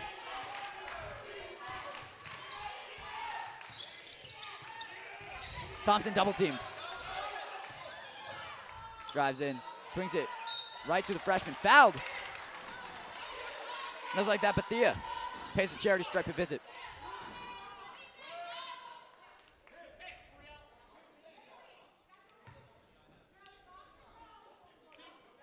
I really don't hate the look there, right? But on the weak side help, you've got to identify that, one of your girls in Haley Mullaney has been back down to where her feet are nearly on the baseline. You've got to double the ball, make sure that the ball does not get into the low post. Right. Bethia's first is good.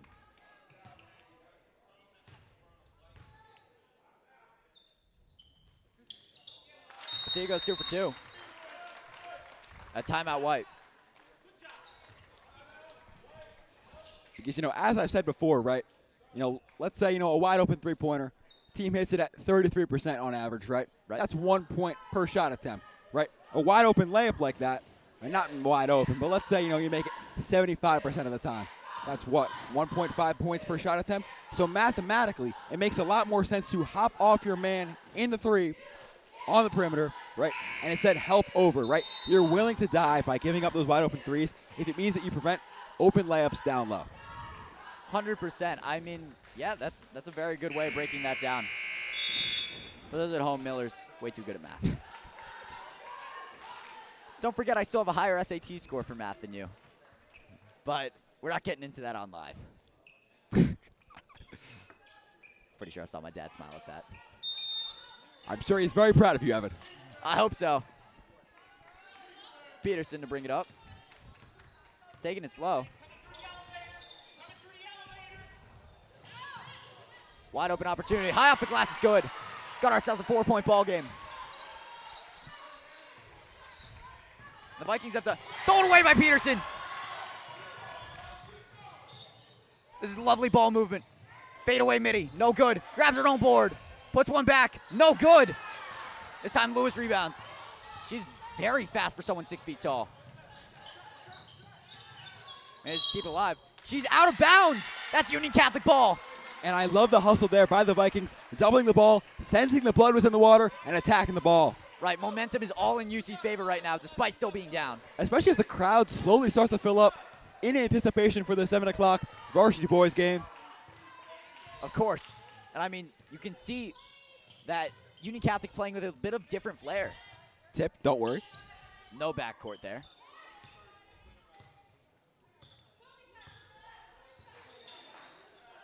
Swings it to Mullaney. She's going to drive. Try to create her own shot. No good. Bryant fight for the rebound. Jump ball going to be called. Should be UC ball. It is. And halfway through this fourth quarter. Yep, and if you're Union Catholic here, right, no reason to really rush here. OLM controls their own destiny. They can hold the ball for as long as you want. So the most important thing here is to get the score down. The score deficit down, that is. Finds Ziegenball in the corner, barely. Ziegenball turns it over. And you saw the look she was going for. She tried to split the double team. She had Peterson wide open, not wide open, but she had Peterson available on the perimeter. Want to swing the ball around. Like I said, no need to rush. Don't need to drive through two defenders to get a bucket. Get into your offensive set. Run the plays you've practiced all week.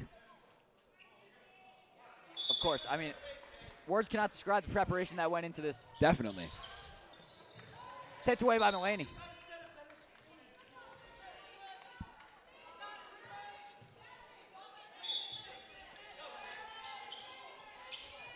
No one home for the Vikings. They don't get burned on it. Bush drives in, wide open look. Never mind, they do. That is lovely. On the side, inbound, sideline, inbound passes, you do want, a bit of help down low because, there's 5 players on the logo, right? You can't pass it to all 5. Might as well hop off one, get one down low in the paint for some help. Matson doubled. Peterson drives. Her layup. No good. Jasmine with the rebound. Goes up with it. Is fouled. No good. But she visits the free throw line.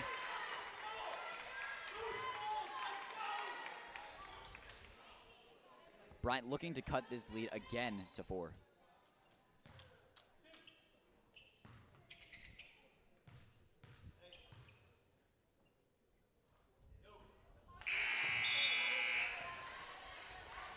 First is no good.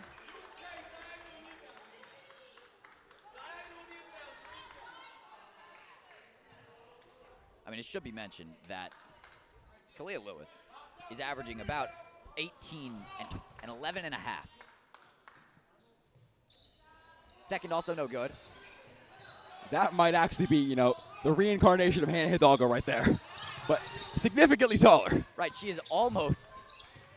You mentioned Hannah Hidalgo a lot today. We really have. We did our research. Someone's got an obsession. I mean, hey, go Irish. He's a Notre Dame guy. Tipped away. But yeah, she's only a sophomore, already at almost 900 career points. Wow. What it takes some players 4 years to do, she's done in less than 2. Matson wide open for the midi, just short. I love the pick and pop there, but they were really, really slow to, you know, kick the ball around. They had the advantage off the double team on the screen, got to swing it around fast to gain the advantage.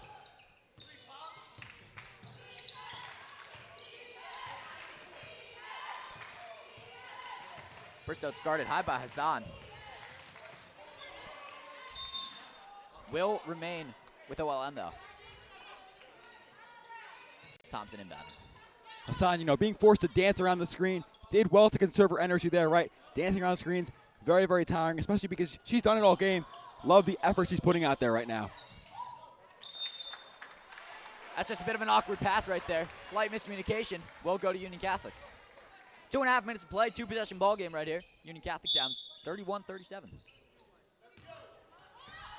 Should be mentioned, this is already their highest scoring quarter.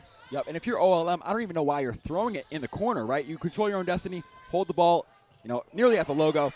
Stolen away by Lewis. I feel like if anyone's going to dunk it in the girls' basketball game, it's going to be her, right? There would have been a good shot, or from the Franklin girl the other day. Oh, boy. Wheeler. Oh, yeah, that's true. You're a Rutgers commit. You should be dunking.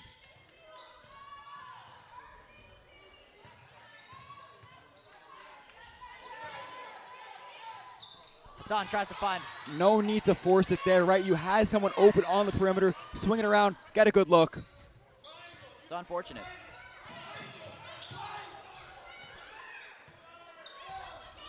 She's just dribbling the ball. I mean, that's really all you got to do. As I said, you know, they control their own destiny. Hold it near the logo. And that'll be a timeout. By OLM. And so, I mean, really, what's been happening is OLM is forcing a couple of turnovers. And, I mean, they're playing defense the right way, how it should be played. And they're keeping Union Catholic to their 4th single-digit scoring quarter. Yep. But, I mean, what can you do, really? There really is not much you can do. But one thing that you should be doing is forgetting about your man-to-man assignments, right? They can just dribble out the clock, can OLM, right?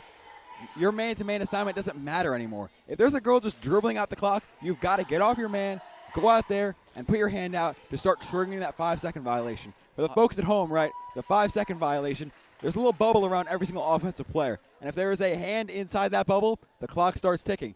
If it hits 5, that is a 5-second violation. If the offensive player moves out of the bubble, you know, escapes the bit of pressure from the defender, then the clock resets, and then, you know, another 5-second violation has to be triggered. That's very understandable. Thank you for explaining it to those Absolutely. at home. So that's really priority number 1, right? Well, assuming it's not off the inbound, right? Off the inbound, you want the 5-second violation on the out of bounds. Different 5-second inbound violation. That one, you got 5 seconds to inbound the ball. If you can't, turnover. Next, you want to get the steal off the inbound.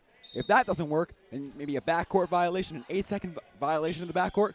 That doesn't work, then you get the 5-second man-to-man violation. And if that doesn't work, you got to foul. Exactly what we just saw. Union Catholic currently down 31-39.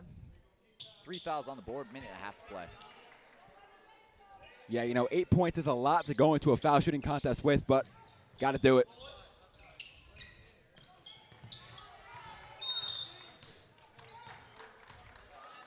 1 foul left to give, so you still have a chance to get a turnover.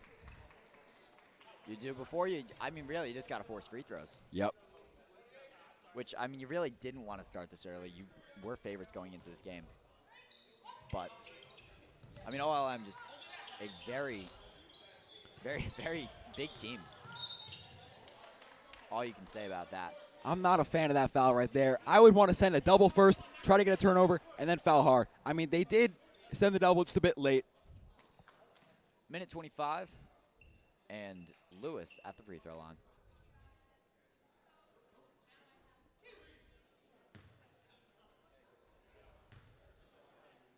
That's something Altobelli is very good at, right? Sensing when an offensive player has their back to the basket and is about to spin. He anticipates that very well and just shoots up the gun, gets the steal. Totally. Lewis first is no good. Which is really the ideal situation for the Vikings, you know, having missed free throws. Second rattles in, though. 9-point game. At this point, you need to give Gabby an open look, but it is a struggle because you've had Thompson on her this whole game. Coming off a screen, floats one up, pure. And then OLM turns it over, really unforced completely. And that, as we said, is the number one thing you want after the 5-second violation. Quick turnover, they get the ball back. Lentini did not see the ball, and it goes out of bounds for that exact reason. Peterson inbound, finds Matson in the corner. She really wants to create for herself. A travel call, that, I think that's just a step through. But maybe high school rules are completely different. What do I know? That definitely did look like a very, very fundamental, solid step through right there.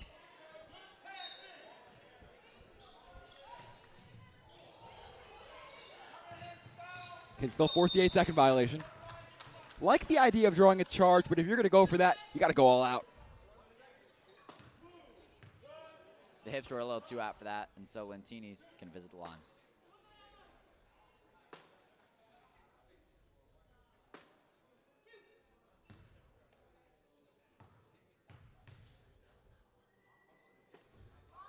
First is no good.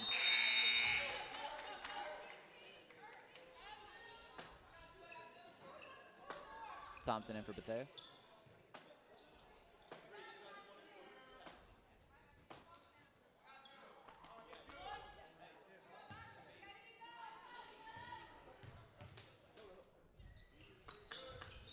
Second is good.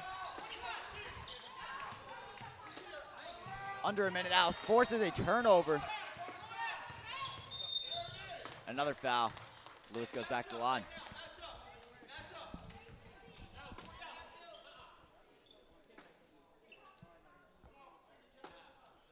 Union Catholic, not the scoring performance you would exactly expect out of such a strong offensive team.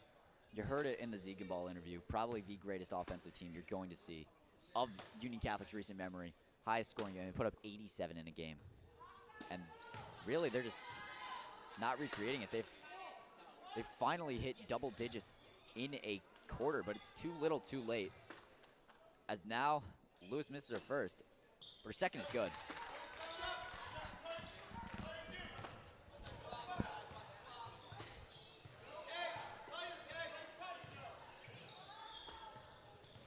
Peterson drives with the left, no good.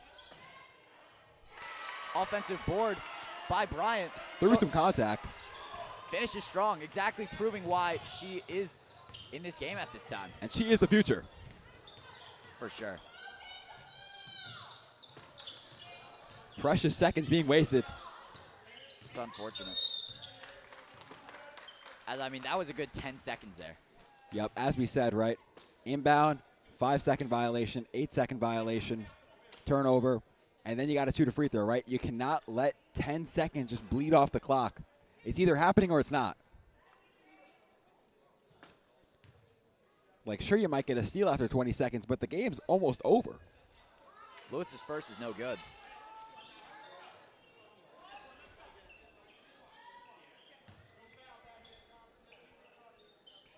At this stage in the game, you really want to maximize the amount of possessions that you have, so the clock is really key. Right, of course. Second is good. I mean, that's been a bit of a trend. You miss the first, you make the second. Force an inbound. Ziegenball drives in. Little floater's good. Got to go if you're Union Catholic. They were standing around, just letting them play. You can let, 7 seconds bleed off the clock for really no reason. Right. 6-point game right now. But free throws here from Coryell could change that, make it a 3-possession game yet again. As Hackett comes back in right now.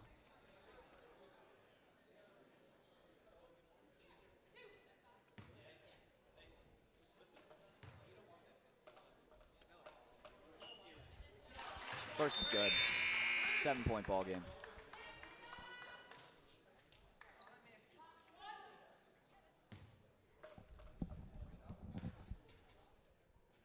Second by Coryell. Also good.